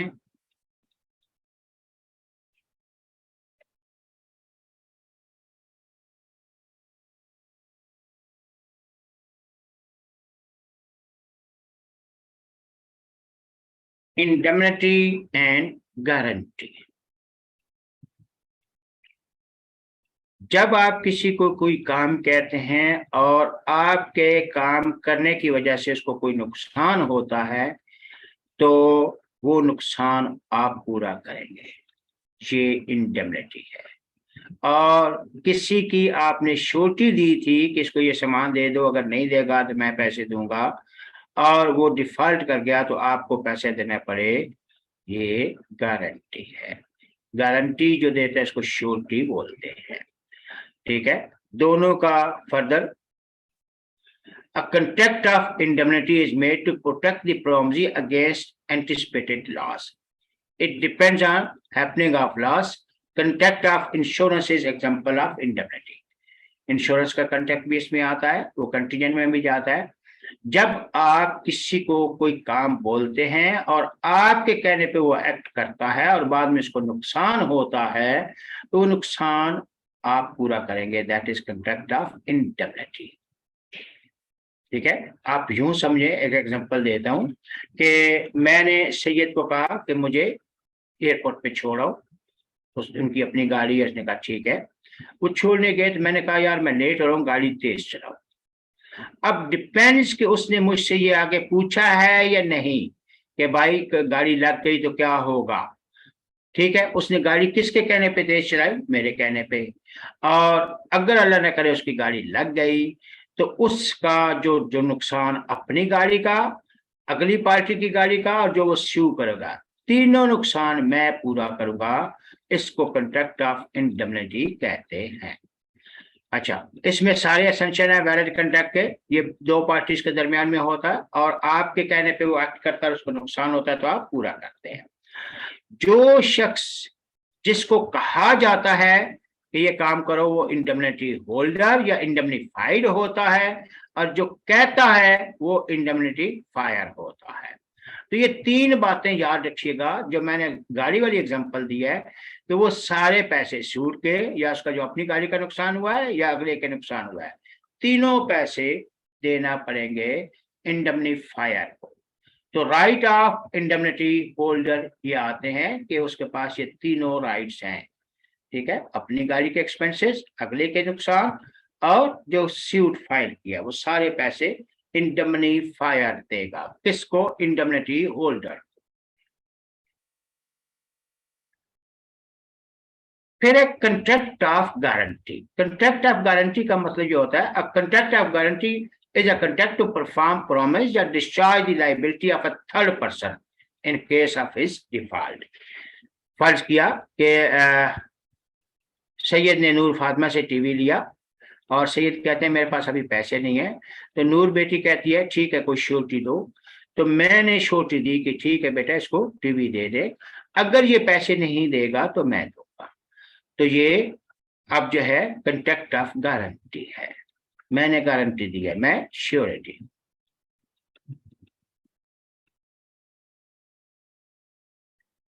एसेंशियल, सबसे पहले याद रखिएगा गारंटी में एसेंशियल क्या है? ट्राईपार्टाइट कंट्रैक्ट, तीन कंट्रैक्ट होते हैं। जैसे सैयद ने टीवी खरीदा नूर बेटी से, पहला कंट्रैक्ट उनका हुआ। फिर नूर ने कहा कि श्योरिटी ले आओ, सैयद मेरे पास आए, ठीक है, मुझसे कहा आप मेरी श्योरिटी दे, दो हुए। फिर मैंने नूर बेटी को कहा कि इनको पैसे टीवी दे दो, नहीं लेगा तो मैं दूंगा। ये ट्राईपार्टाइट, तीन कंट्रैक्ट करते हैं। कंसिडरेशन याद रखिएगा, कंट्रैक्ट ऑफ गारंटी जो बंदा गारंटी देता है उसकी अपनी कोई कंसिडरेशन नहीं होती, फिर भी ये वैलिड कंट्रैक्ट होता है। जैसे टीवी खरीद कौन रहा था? सैयद, ठीक है, पैसे किसने लेने? नूर ने। मेरी कोई कंसिडरेशन नहीं है, लेकिन मैं जिसके बिहाफ पे गारंटी दे रहा हूं वही कंसिडरेशन कंसिडर होगी, और अगर सैयद डिफॉल्ट कर जाते हैं तो वो मुझे पैसे देना पड़ेंगे। नेक्स्ट है मिस रिप्रेजेंटेशन। मिस रिप्रेजेंटेशन का कंसेप्ट ये होता है, मिस रिप्रेजेंटेशन और कंसीलमेंट। ये गारंटी जब किसी के करेक्टरिस्टिक्स या किरदार की गारंटी देते हैं उसमें ये दो चीजें बताना जरूरी होती हैं, और कंट्रैक्ट ऑफ इंश्योरेंस में भी ये चीजें बताना जरूरी होती हैं। अगर आप नहीं बताते, ठीक है, ये समझ के किसको पता होगा या जानबूझ के छुपाते हैं, दोनों सूरतों में गारंटी वैलिड नहीं होगी। ठीक है, जैसे अरसलान है बैंक से पैसे ले रहे हैं और मुझे कहते हैं ये साइन कर दो, मुझे नहीं बताया कि लोन ले रहा हूं, मुझे जो है वो कहते हैं अकाउंट खोल रहा हूं। अच्छा, तो बैंक वालों ने भी मुझे नहीं बताया, वो ये समझे इनको पता होगा या छुपाया जानबूझ के, बाद में पता चला ये इतने पैसे हैं। तो अगर उन्होंने नहीं बताया, ठीक है, तो गारंटी इनवैलिड हो जाएगी। Writing not necessary. गारंटी के केस में चूंकि अगर राइटिंग हो तो अच्छी बात है, नहीं तो चूंकि तीन पार्टी होती हैं तो इसलिए अगर कोई गड़बड़ हो तो वो वहां पे जाए लॉयर उगलवा लेते हैं बातें, तो इसलिए अगर गारंटी में ना भी राइटिंग हो तो भी कंट्रैक्ट वैलिड होता है।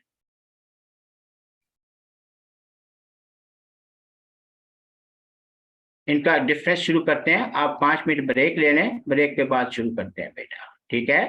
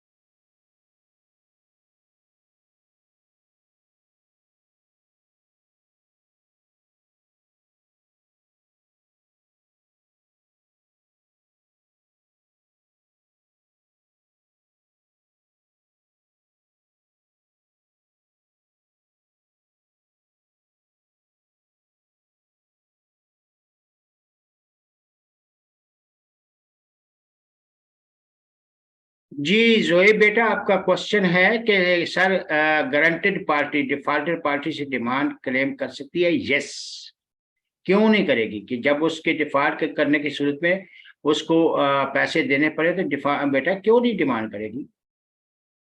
यस। और क्वेश्चन पूछें, क्वेश्चन जितने पूछेंगे इतना अच्छा होगा।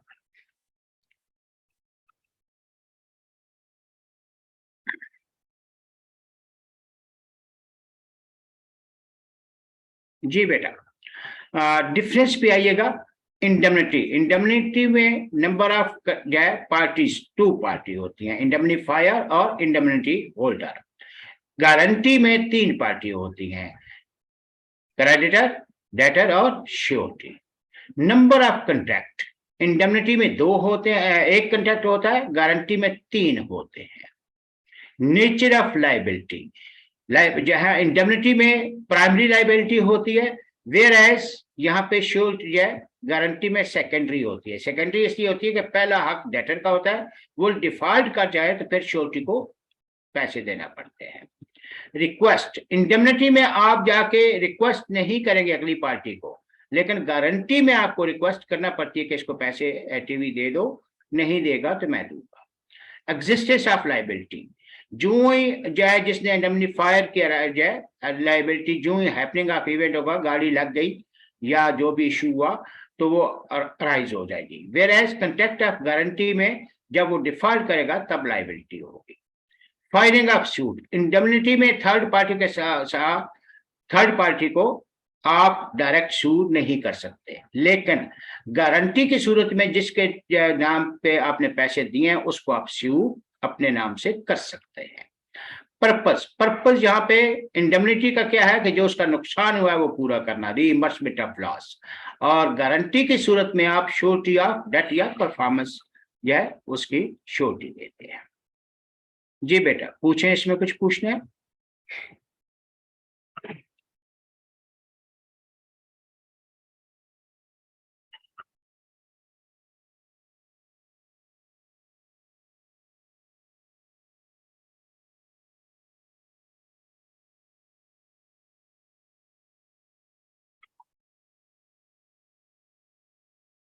जी नेक्स्ट है एक्सटेंड ऑफ श्योरिटीज लाइबिलिटी। इसके रूल्स हैं दी लाइबिलिटी, वही ऊपर जो डिफरेंस है ऑलमोस्ट वही है सवाए एक के। लाइबिलिटी ऑफ श्योरिटी सेकेंडरी, जो कब अराइज होगी? जब वो डिफॉल्ट करेगा डेटर। और कब उसकी श्योरिटी अराइज होगी, लाइबिलिटी अराइज होगी जो वो डिफॉल्ट करेगा। दोनों मिलते जुलते हैं। हाँ, तीसरा डिफरेंट है कि अगर फर्ज किया मुझे जो है वो सैयद ने जो टीवी लिया था नूर फातिमा सा बेटी से और मैंने श्योरिटी दी थी, तो सैयद ने साथ अपनी घड़ी भी रखवाई थी, ठीक है। अब सैयद डिफॉल्ट हो गए तो नूर फातिमा घड़ी नहीं बेचेगी, पहले मुझे स्यू करेगी, ठीक है। जब सिक्योरिटी रखवाते हैं और डेटर डिफॉल्ट कर जाता है तो वो आप सिक्योरिटी बेचेंगे नहीं, पहले स्यू करेंगे डेटर को। Surety, surety is not liable, जहां पे गारंटी मिस रिप्रेजेंटेशन या फ्रॉड से ली गई है, श्योरिटी लायबल नहीं होगा। पांचवा पॉइंट आपका बहुत अहम है। The law does not treat the principal, debtor and surety as one person. It is not necessary that surety will be liable only if debtor is liable. ये थोड़ा सा सोचें क्या हो सकता है। नॉर्मली तो जब डेटर लायबल होता है तो श्योरिटी लायबल होता है, लेकिन यहाँ ये उल्ट कह रहा है। थोड़ा सा पिक करो, कोई बच्चा पिक कर सकता है इसको?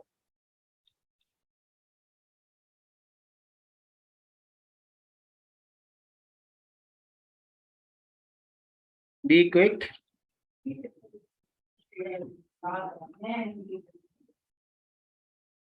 नहीं पिक कर रहे?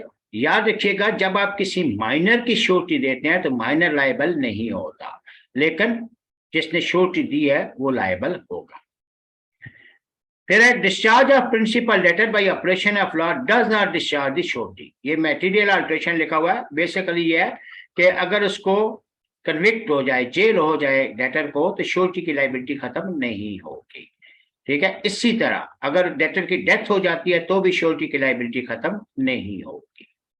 एक नजर देखें, पूछे शाबाश।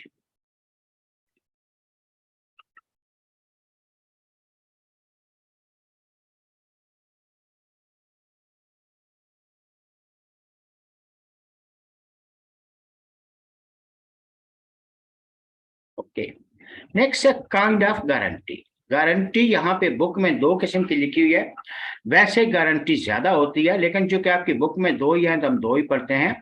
सिंपल गारंटी, जब किसी सिंगल ट्रांजैक्शन की गारंटी देते हो तो वो सिंपल गारंटी होगी। ठीक है, जैसे जो है सैयद यूनिवर्सिटी में आए, आज पैसे नहीं है, मुझे कहते हैं कि आज मैंने पैसे नहीं है तो मैंने खाना खाना है, तो इनको बोलो मुझे खाना दे दें, ये सिंगल गारंटी है।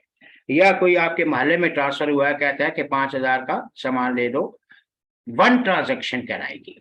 लेकिन अगर आप कहते हो कि सीरीज ऑफ ट्रांजैक्शन, कि जितनी मर्जी है ये यूनिवर्सिटी से खाना खाता रहे जब तक भी, या जब भी इसको सामान दुकान से चाहिए हो, सीरीज ऑफ ट्रांजैक्शन की जब आप गारंटी देते हैं तो ये कंटिन्यूस गारंटी होगी। फर्क यह है कि सिंपल गारंटी रिवोक नहीं हो सकती, कंटिन्यूस गारंटी कुछ अर्से के बाद आप चाहो तो रिवोक कर सकते हो। Right of surety. Right of surety तीन तरह से है, अगेंस्ट क्रेडिटर, ठीक है, अगेंस्ट डेटर और अगेंस्ट को श्योरिटी। सबसे पहले है राइट ऑफ सिक्योरिटी। जब जहां पे जैसे सैयद ने घड़ी रखवाई थी, ठीक है, और डिफॉल्ट कर गए, तो मुझे पैसे देना पड़े नूर बेटी को, तो जब मैं पैसे दूंगा तो फिर मैं जो उसके पास घड़ी थी वो मैं लूंगा, और अगर कोई और सिक्योरिटी पड़ी हुई है तो पैसे देने के बाद वो सिक्योरिटीज जो है, जो श्योरिटी पैसे देता है उसको वो सिक्योरिटी मिलेगी। Right to claim set off. मैं नूर बेटी को कहता हूं कि ये सैयद डिफॉल्ट कर गए, तो मैं नूर बेटी को कहता हूं कि आपने जो मेरे पैसे देने थे या जो मेरी बीसी है आपके पास, उसमें से पैसे काट लो। सेटअप का मतलब होता है कि पहले कोई क्लेम आपका वहां है तो उसमें एडजस्ट करने की बात करते हैं कि उसमें एडजस्ट कर लो या उसमें से काट लो, तो उसको क्लेम फॉर सेटअप कहते हैं। ये अगेंस्ट क्रेडिटर था। अगेंस्ट डेटर जो है सबसे अहम राइट आएगा, right of subrogation. Right of subrogation का मतलब ये होता है कि after payment of guaranteed debt, surety acquire the right of creditor to settle to sue debtor. जैसे मैंने सैयद की श्योरिटी दी थी, अगर मेरी श्योरिटी ना होती, ये दोनों डायरेक्ट पार्टी थी, तो सैयद डिफॉल्ट करता तो उसको कौन स्यू करता? नूर फातिमा। लेकिन नूर फातिमा को तो मैंने पैसे दे दिए, मैंने श्योरिटी दी हुई थी। अब सैयद को कौन डिफॉल्ट करेगा, कौन जो है स्यू करेगा? मैं करूंगा, क्योंकि मैं श्योरिटी था, मैंने क्रेडिटर को पैसे दे दिए। अब जो है डेटर को कौन स्यू करेगा? मैं करूंगा, श्योरिटी। ठीक है, तो राइट ऑफ सबरोगेशन का मतलब ये होता है after payment of guaranteed debt, surety acquire the right of creditor to sue debtor.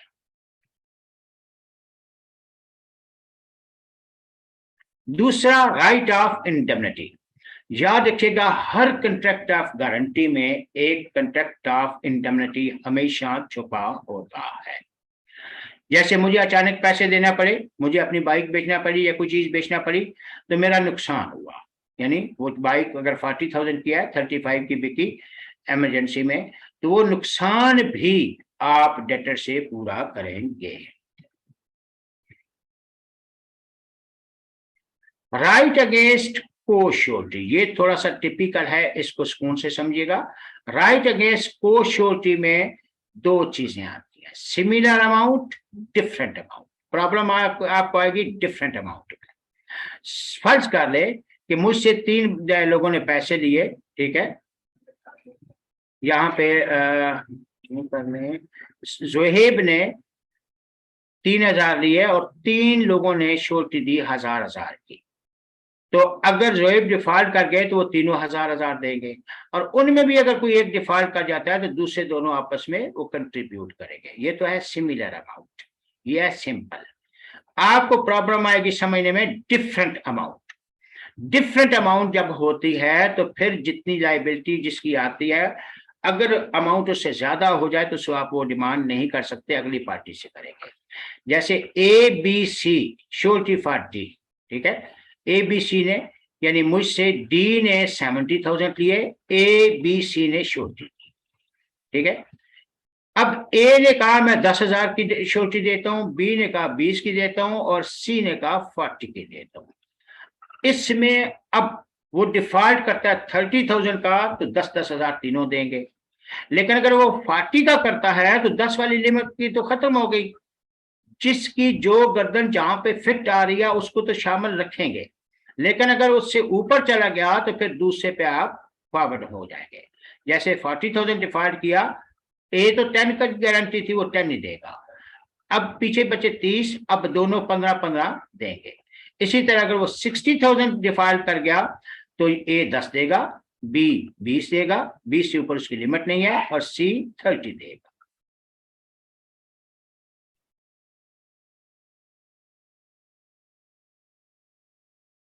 Discharge from sureties liability. सबसे पहले है नोटिस ऑफ रिवोकेशन।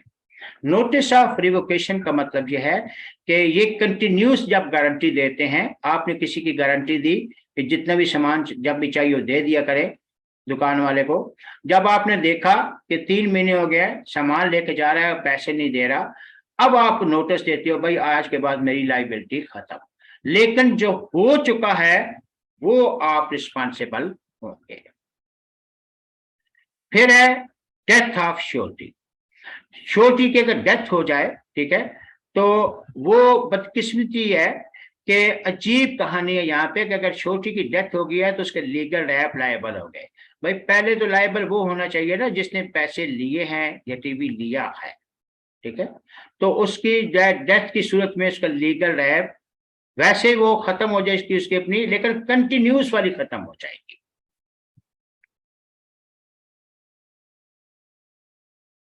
जो हो चुकी उसके लिए लायबल होंगे, उसके लीगल रैप। ये असूलन गलत है, ये एक केस हुआ था उसी कोरोना। असूलन तो डेटर लायबल होगा ना, और अगर वो गायब हो गया फिर श्योरिटी की डेथ की सूरत में उसका लीगल रैप लायबल होंगे। Change in term of contract. Change in term of contract ये है कि मैंने रिजवान को हायर किया टीवी बेचने के लिए कि रोज 10 टीवी बेच आया करो, लेकिन मुझे डर था कि ये 10 टीवी लेकर गायब हो जाएगा। तो मैंने कहा वो कोई छोटी दे दो, तो फारूक ने उसकी छोटी दी 10 टीवी डेली की। हुआ ये कि मुझे उसका काम पसंद आ गया, मैंने उसको डेली बेसिस पे रख लिया। जब डेली सॉरी परमानेंट रख लिया। जब परमानेंट रखा, उसको बताए बगैर, फारूक को बताए बगैर, तो फारूक ने कहा जी हमारी बात तो 10 टीवी डेली की हुई थी, आपने परमानेंट रख लिया। मैंने कहा जी। कहते मुझे नहीं बताया। मैंने कहा नहीं। कहते फिर खुद ही भुगतो। तो अब उसकी लाइबिलिटी खत्म हो जाएगी। नेक्स्ट है रिलीज या डिस्चार्ज ऑफ प्रिंसिपल डेटर। ये वो सिचुएशन होती है कि जब एक्ट किसका है, क्रेडिटर का, उसके एक्ट की वजह से डेटर की लाइबिलिटी खत्म होगी तो श्योरिटी की लाइबिलिटी खुद खत्म हो जाएगी। जैसे फर्ज कर लें कामरान का हाउस बनाना है, घर बनाना है, और जो है बनाना किसने है, फर्ज किया इस्माइल ने बनाना है, तो श्योरिटी मैंने दी। लेकिन उसमें टर्म कंडीशन ये थी कि जो है उसकी टाइल वगैरह जो है वो कामरान देगा, क्रेडिटर देगा। 6 महीने टाइम था, 6 महीने गुजर गए, उसने टाइल नहीं दी, तो उसके एक्ट की वजह से डेटर लायबल जो है उसकी लाइबिलिटी खत्म हुई, तो मेरी लाइबिलिटी श्योरिटी की खुद को खुद खत्म हो गई। फिर एग्रीमेंट विदाउट श्योरिटी कॉन्सेंट। हुआ ये जी बेटा,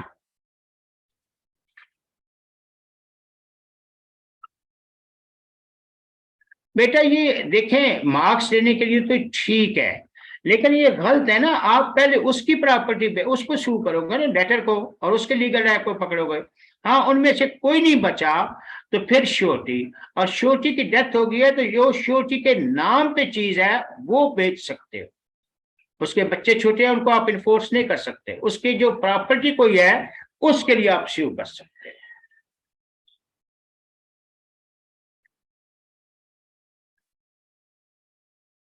और पूछें, क्वेश्चन जितने ज्यादा पूछेंगे बेटा इतना अच्छा होगा।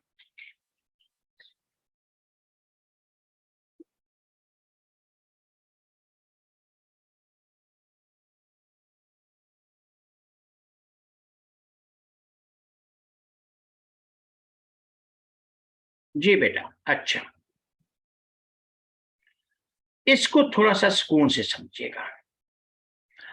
Arrangement without sureties concept. मेरे से एक फ्रिज ली, फर्ज कर ले जावेद ने, और एक ली अब्दुल रहमान ने। जावेद की जो फ्रिज है उसकी श्योरिटी ए दे रहा है और अब्दुल रहमान की बी दे रहा है। जावेद की जो फ्रिज है वो लमसम अमाउंट है 70,000, और अब्दुल रहमान जो ले रहे हैं वो इंस्टॉलमेंट पे ले रहे हैं। दोनों फर्क समझिएगा।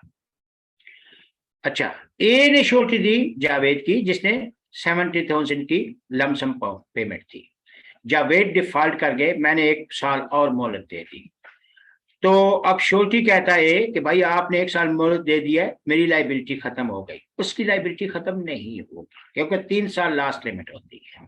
हाँ, जिसने इंस्टॉलमेंट पे ली थी उसकी 12 इंस्टॉलमेंट थी फर्ज किया, तो 6ठी इंस्टॉलमेंट पे डिफॉल्ट कर गए।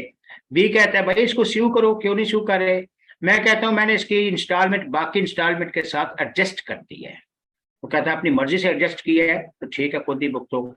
इंस्टॉलमेंट वाले की एडजस्ट करने से उसकी लाइबिलिटी खत्म हो जाएगी, लेकिन लमसम अमाउंट वाले की लाइबिलिटी खत्म नहीं होगी। इसको पढ़े सुकून से, एमसीक्यूज अच्छा आता है, केस स्टडी भी आती है।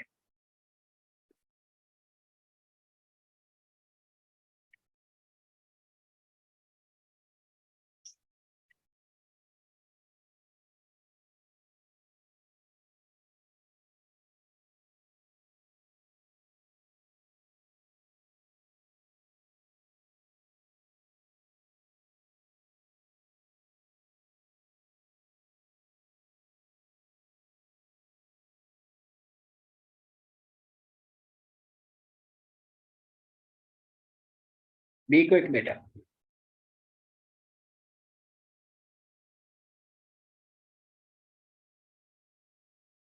नेक्स्ट है क्रेडिटर एक्ट या omission.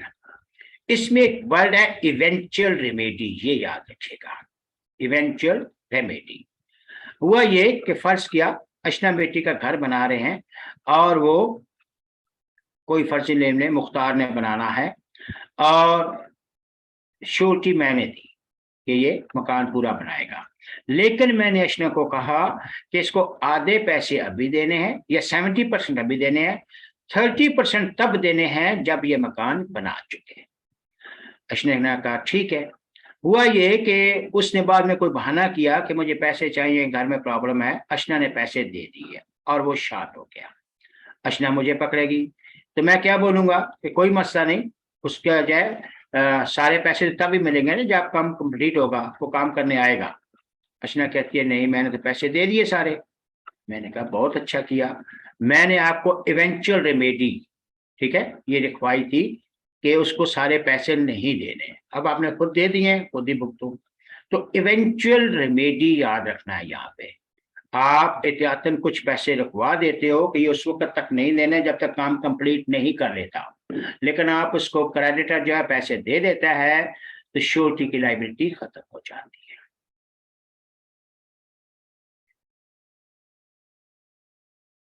Loss of security. Loss of security का मतलब यह है कि फर्ज किया कोई एक फर्जी ले ले, इमरान ने मुझसे लोन लिया, ठीक है, और साथ अपना लॉकर रखवाया 7,000 का। कुछ दिनों बाद वो कहता है मुझे लॉकर दे, मैं थोड़े दिनों बाद वापस कर जाऊंगा। और श्योरिटी जो है फर्ज किया निसार ने दी थी। तो 10,000 मुझसे लोन लिया, 7,000 का लॉकर रखवाया, निसार ने श्योरिटी दी। कुछ दिनों बाद वो लॉकर वापस ले गया बहाने से कि 1 दिन के लिए दे, मैंने चेक करवाना है, फिर वापस ले जाऊंगा, और वो शॉर्ट हो गया। तो मैं निसार को पकड़ूंगा। निसार क्या कहेगा कि सर कोई मसला नहीं, उसका लॉकर भी तो पड़ा है। मैं कहूंगा कि सर वो लॉकर तो वो मुझसे ले गया। कहते हैं बहुत अच्छा हुआ, कितने का था? मैंने कहा 7,000। बाकी वो मुझे कितने देगा? 3,000।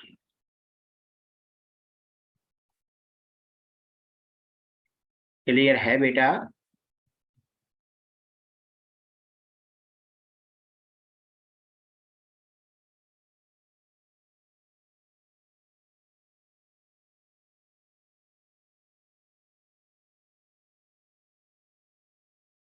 नेक्स्ट है invalidation. Of contract of guarantee. ये 4 कंडीशन हैं जहां पे गारंटी का कंट्रैक्ट वैलिड ही नहीं होगा। Invalidation of contract of guarantee, ये 4 कंडीशन है जहां पे कंट्रैक्ट ऑफ गारंटी वैलिड ही नहीं होगा। सबसे पहले है कि आपने गारंटी मिसरिप्रेजेंटेशन हुई गारंटी में, ये मैं शुरू में बता चुका हूं, या आपने कंसीलमेंट की चीज छुपाई, ठीक है, इन 2 सूरतों में गारंटी वैलिड नहीं होती। तीसरा, को श्योरिटी थे, ठीक है, और एक श्योरिटी ने ज्वाइन नहीं किया। तो जैसे निकाह में 4 गवाह होना जरूरी थे, एक नहीं आया। को श्योरिटी 3 थे, उन्होंने 3 में 2 आ गए, एक नहीं आया, तो भी गारंटी वैलिड नहीं होगी। ये ऐसे ही है जैसे रिजवान ने मुझसे 1 लाख मांगा, ABC ने श्योरिटी दी, ठीक है, जॉइंट श्योरिटी थी, A B आ गए, रिजवान कहता है ये आ गया, C भी आ रहा है, मुझे जल्दी है पैसे दे दो, मैंने दे दिए, C नहीं आया, श्योरिटी वैलिड नहीं हुई। और लास्ट है when it lacks some essential of valid contract, क्या कैसे, surety is incompetent to contract या ऑब्जेक्ट इज इलीगल। श्योरिटी देने वाला माइनर है, तो माइनर की श्योरिटी वैलिड नहीं होती, आपको वो माइनर की श्योरिटी नहीं लेनी चाहिए थी। अब वो डिफॉल्ट कर गया तो आप माइनर को स्यू नहीं कर सकते। या ऑब्जेक्ट अनलॉफुल है, आप कहते हो ठीक है इतनी चर्च ले आओ, या कोई इलीगल कंट्रैक्ट है उसकी किसी ने श्योरिटी दी है, तो बाद में वो नहीं जो है वो पैसे देता, आप स्यू नहीं कर सकते क्योंकि ऑब्जेक्ट इलीगल था। जी बेटा पढ़ें, पूछें सुकून से।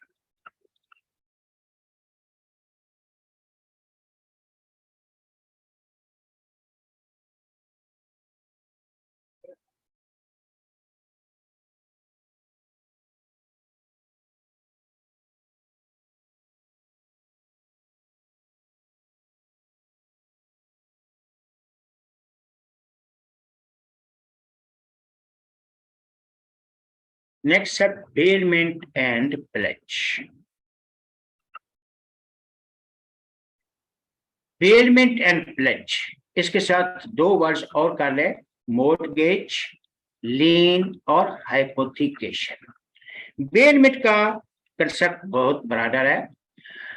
बेलमेंट का मतलब यह है कि जब आप गुड्स किसी के पास रखवाते हैं किसी मखसूस पर्पस के लिए या हिफाजती तौर पे, जैसे किसी की बाइक पंचर हो गई, पंचर लगवाने के लिए दिया, ये बेलमेंट है। लेकिन या सोना की बैंगल्स थी खराब हो गई, ठीक करवाने के लिए दी, बेलमेंट है। लेकिन अगर बैंगल्स बैंक में रखवा के उसके लिए पैसे लेते हो जो कि वापस करना होंगे, फिर प्लेज होगा। मूवेबल गुड्स रखवा के पैसे लेते हो, गिरवी रखवाना, ये प्लेज होगा। और अगर घर के डॉक्यूमेंट्स इमूवेबल के रखवाए हैं तो फिर मोर्टगेज होगा।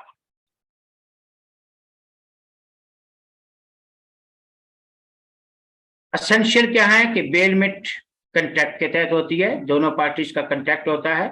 जो गुड्स रखवाता है उसको बेलर कहते हैं, जिसके पास रखवाते हैं वो बेली होता है।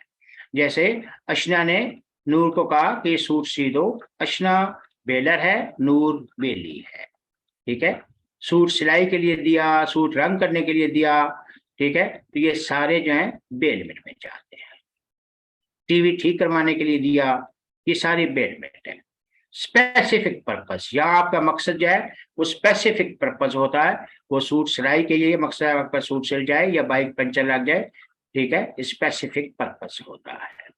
डिलीवरी ऑफ गुड्स, गुड्स आप उसके हैंड ओवर करते हैं, या हैंड ओवर करते हैं या मीन्स देते हैं चाबी की जिससे वो गुड्स हासिल कर सके।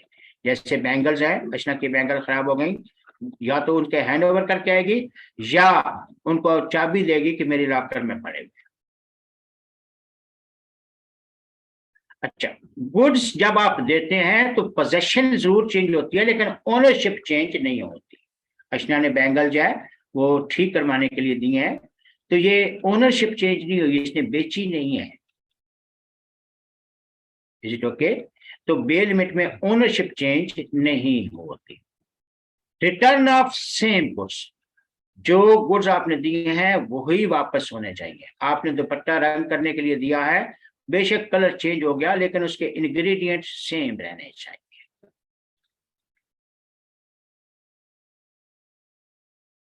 Kind of bailment. Bailment mostly दो किस्म की होती है, यहाँ पे 5 टाइप्स हैं, वो उसी की एक्सटेंडेड शेप है। सबसे पहले according to benefit, for the benefit of bailor. Aslam ने अपनी बाइक रिजवान के पास रखवाई कि यार ये बाइक रख लो, मैं कुछ दिनों तक ले जाऊंगा। या अशना ने अपनी बैंगल्स जो है वो नूर के पास रखवाई, तो ये किसके बेनिफिट के लिए? अशना के, बेलर के।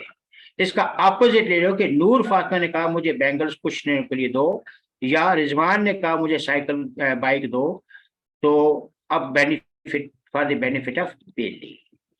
और अगर आप किराए पे लेते हो, यानी मुझसे किसी ने बाइक मांगी, मैं कहता हूँ कि जो है 200 रुपया फी दिन का होगा, तो अब ये दोनों के बेनिफिट के लिए है। मुझे 200 रुपये मिलेगा, वो बाइक यूज करेगा for the benefit of baler and पेटी। जो दोनों के बेनिफिट के लिए होगा वो रिवार्ड के लिए होगा। जो एक पार्टी के बेनिफिट के लिए होगा, जैसे कोई दोस्त बाइक मांग के ले जाता है, ठीक है, तो वो विदाउट रिवार्ड होगा। यानी इसको बेलमेंट विदाउट रिवार्ड। जब आप मुफ्त में किसी को बुक देते हैं या पढ़ने के लिए, बाइक ले जाता है, ये विदाउट रिवार्ड है।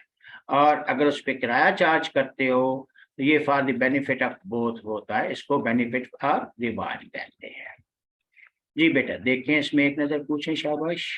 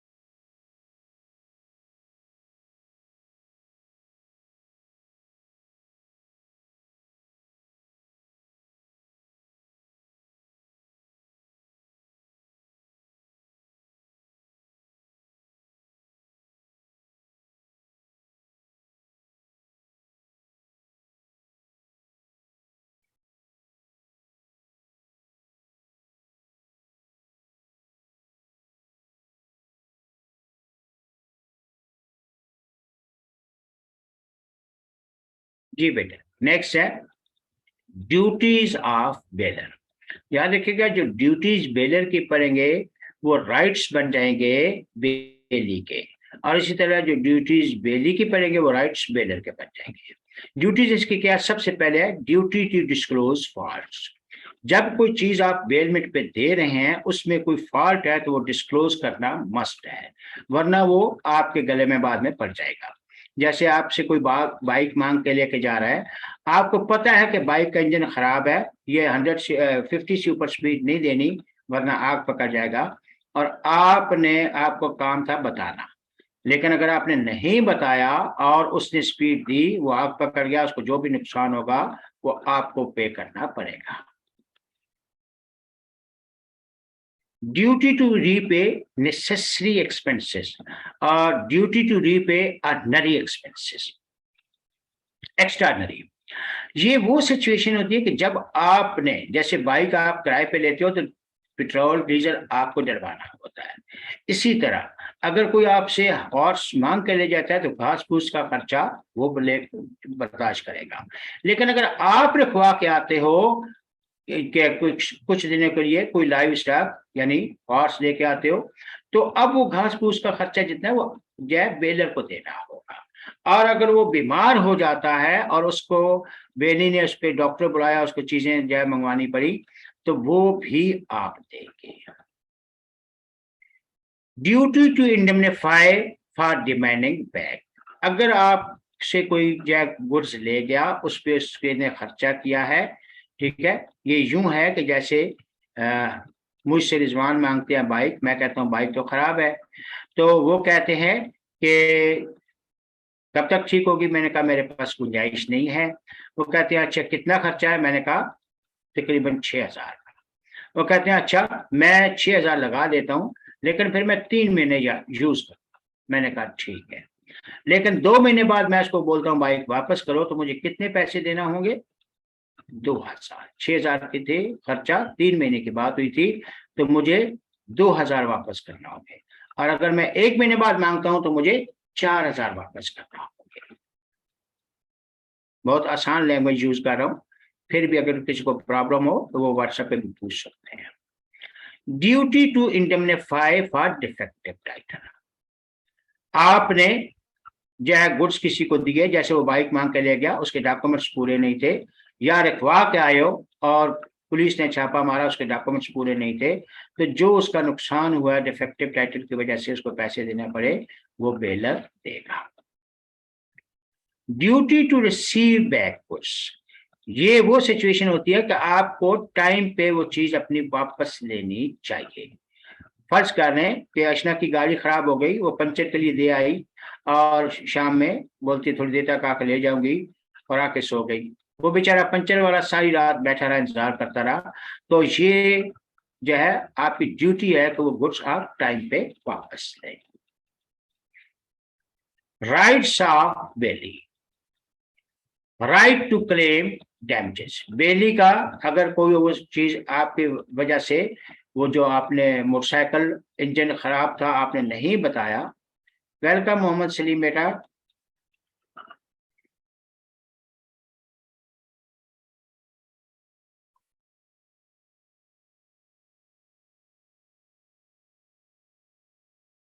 सलीम बेटा आवाज आ रही है? आप न्यू वाले हैं।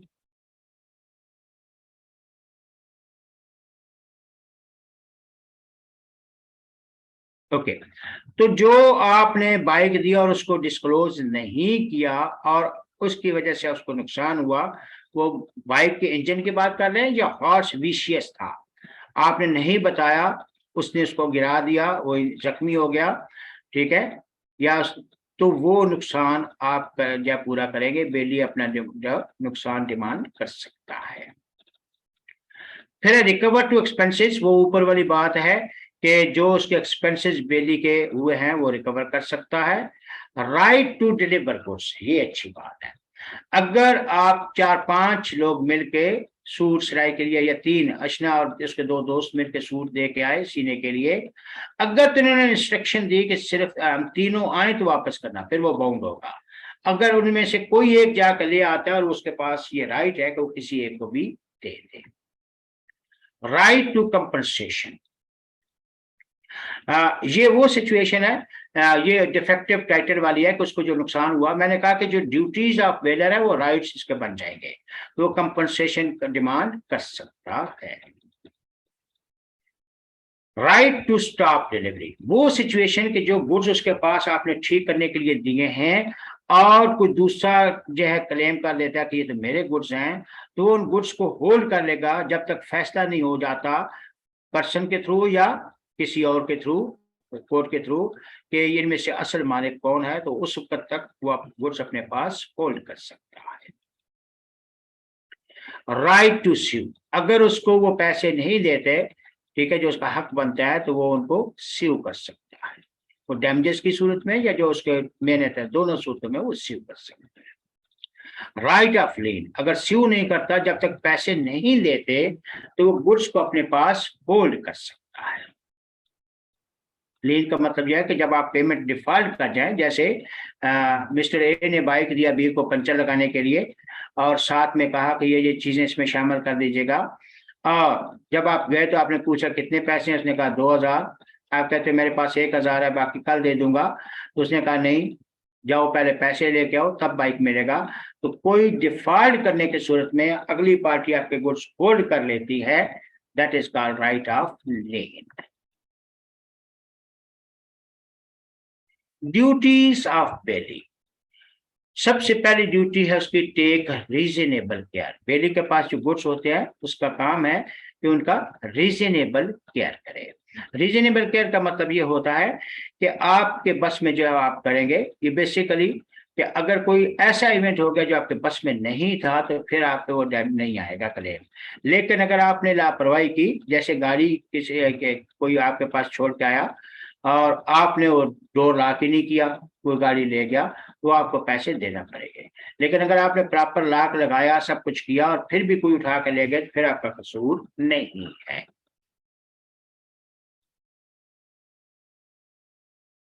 Duty not to make unauthorised use, आपको किसी ने बाइक पर्सनल यूज के लिए दी है तो आपका ये काम नहीं कि उसको चिंची में लगा दो, या हॉर्स पर्सनल राइडिंग के दिया है और आपने तांगे में लगा दिया, ठीक है। तो duty not to make unauthorised use. Duty not to mix goods, ये वो सिचुएशन होती है कि जब बेलर के पास भी सेम गुड्स हैं और बेली के पास भी, तो बेली उसको मिक्स नहीं करेगा। अगर मिक्स कर दिए हैं तो फिर वो अगर अलहदा हो सकते हैं तो अलहदा का खर्चा सारा एक्सपेंसेस बेली बर्दाश्त करेगा, और अलहदा नहीं हो सकते तो फिर वो जितना कमर्शियल वैल्यू लॉस हुई है बेलर की वो बेली को पे करता है। ड्यूटी टू रिटर्न गुड्स, जब बेलर कोई गुड्स रखवाता है तो बेली का काम है, या मांग के लेके जाता है तो उसका काम है टाइम पे वो वापस करे, या किराए पे लेते हो तो जो कितना किराया तय हुआ है उसके हिसाब से वापस करें। ड्यूटी टू रिटर्न इंक्रीज, अगर कोई लाइव स्टॉक था, ठीक है, तो उससे इंक्रीज हुआ, जैसे काऊ थी उसने बच्चा दिया, तो वो उसका काम है कि वो वापस करे, और यही बेलर का राइट बनेगा कि वो डिमांड कर सकता है। जी, राइट ऑफ बेलर वही चीजें सारी चीज यहाँ पे आ जाएंगी। राइट टू क्लेम डैमेजेस, आपने सूट सिलाई के लिए दिया, बेली ने उसका सूट खराब कर दिया, आप डैमेजेस क्लेम कर सकते हैं। Right to demand return of goods, आप जो है गुड्स मुफ्त तक मांग के ले गए थे तो, या रेंट पे दिया है, जितना अर्सा टाइम पूरा हो गया तो आप गुड्स वापस मांग सकते हैं।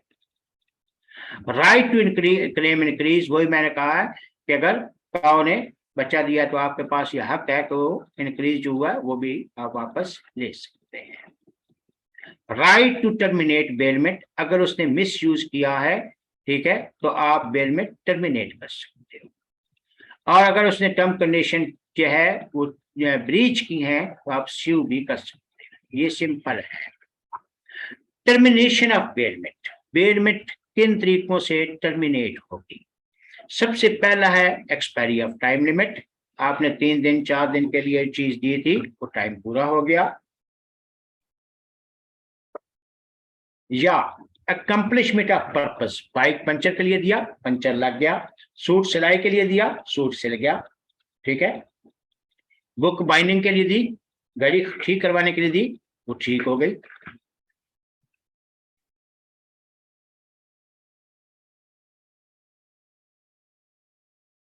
अनऑथराइज यूज, आपने पर्सनल यूज के लिए बाइक दी थी, उसने चिंची में लगा दी, तो आप टर्मिनेट कर सकते हो।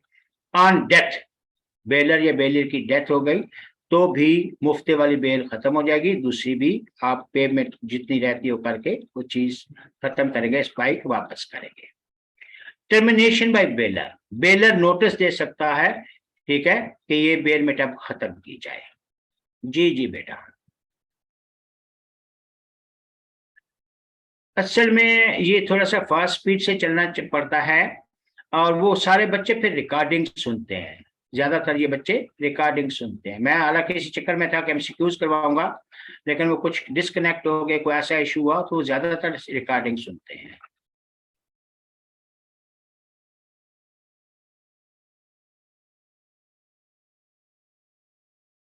डिस्ट्रक्शन ऑफ सब्जेक्ट मैटर, वो सब्जेक्ट मैटर डिस्ट्रॉय हो गया, मर गया, डेड हो गया, तो भी बेलमेंट खत्म हो जाएगी।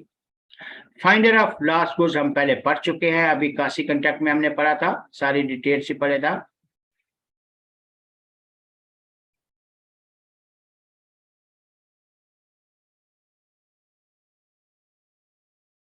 इसका लास्ट पास है प्लेज या पॉन।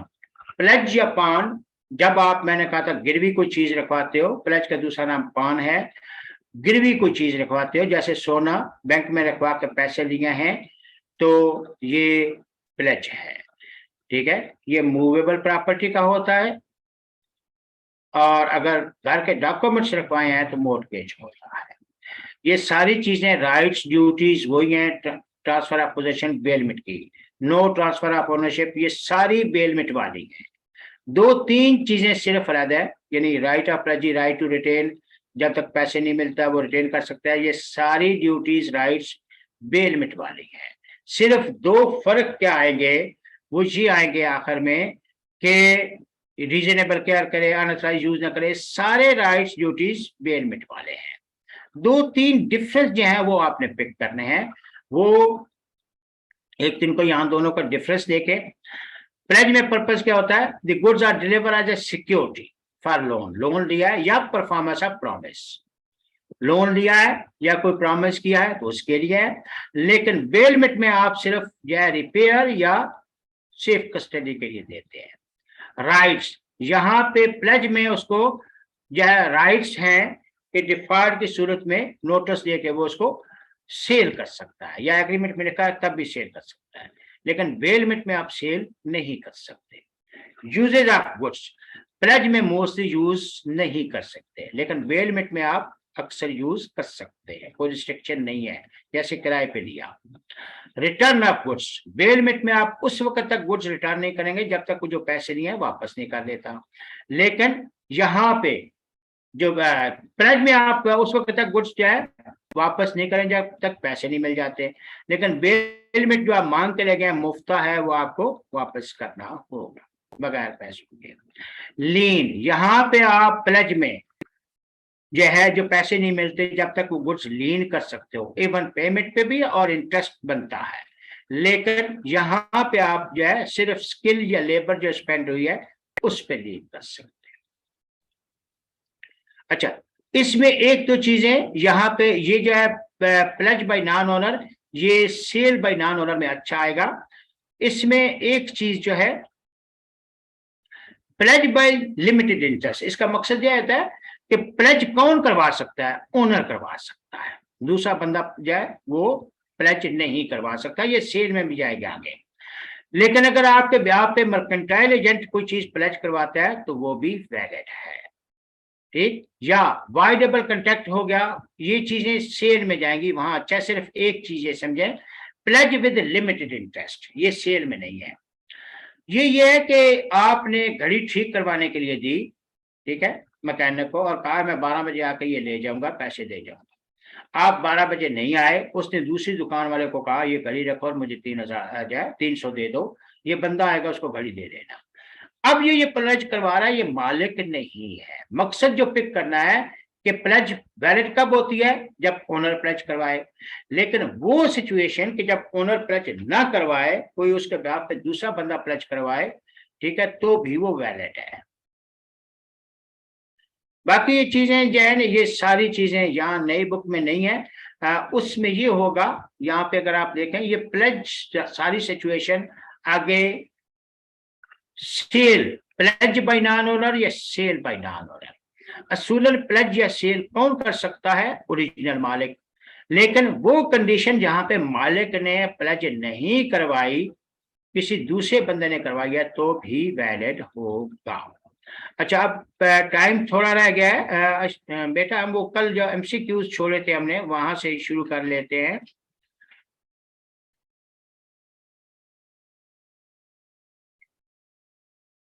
चैप्टर 3 के कर रहे थे,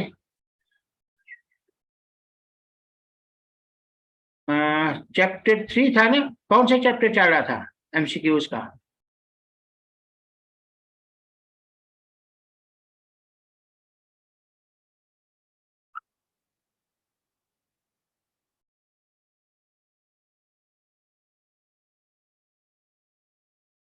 हाँ, यही चल रहा था। जी 3। अच्छा, चैप्टर 3 का ये हमने कितने कर लिए थे? 14 कर लिए थे शायद।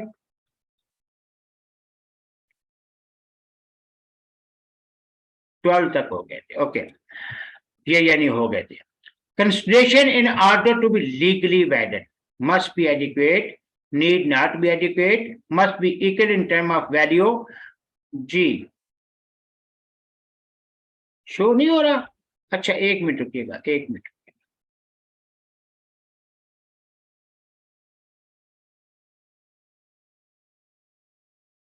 अब हो रहा है?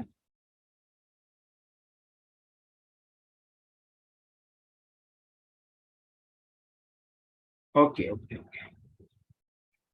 तो consideration in order to be legally valid must be adequate, need not be adequate, must be equal in term of value, must be equal to promise. जी बेटा क्या आएगा?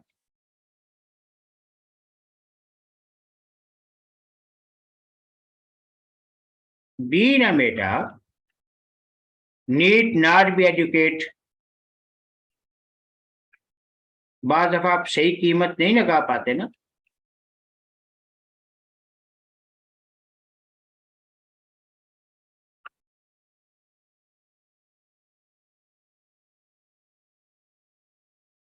यही बच्चा, ये अक्सर आकर बच्चे धोखा खाते हैं। अच्छा 14 MCQs. Agreement made on account of nature, love and affection without concession will be valid in following condition: expressed in writing, registered under the law, between parties standing in near relation. ये simple है, क्या आएगा? Be quick.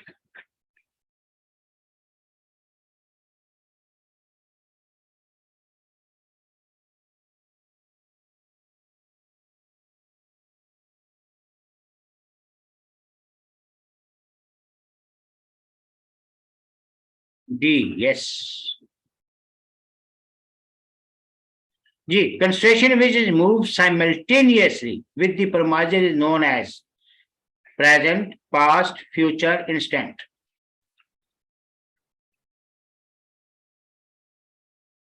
Yes, present. Which of the following statement is true? Consideration must always be given by the promisee. No. Consideration must be given by third party on behalf of promisee. G. Consideration must be given by the agent of the promisee. Consideration may be given by promisee or any other on his behalf. D. D है ना? Yes. 17. Agreement made without consideration is void, unlawful, unenforceable, voidable.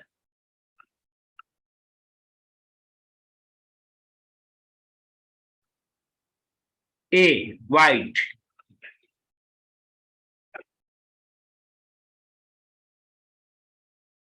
G. Yes. Akram makes an agreements for buying raw material from Bilal on 1st Jan. The raw material is to be supplied by Bilal on 20th Jan and payment is made by Akram on 15 March. What is the legal status of this contract? The contract is not valid as concession has been supplied. The contract is valid and the consideration is present consideration. The contract is not valid. जी simple बताते तो D है. The contract is valid and consideration is future consideration.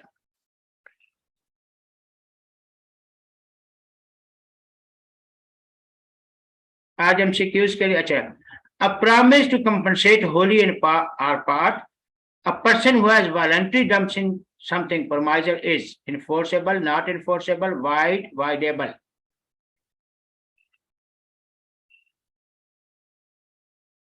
Enforceable.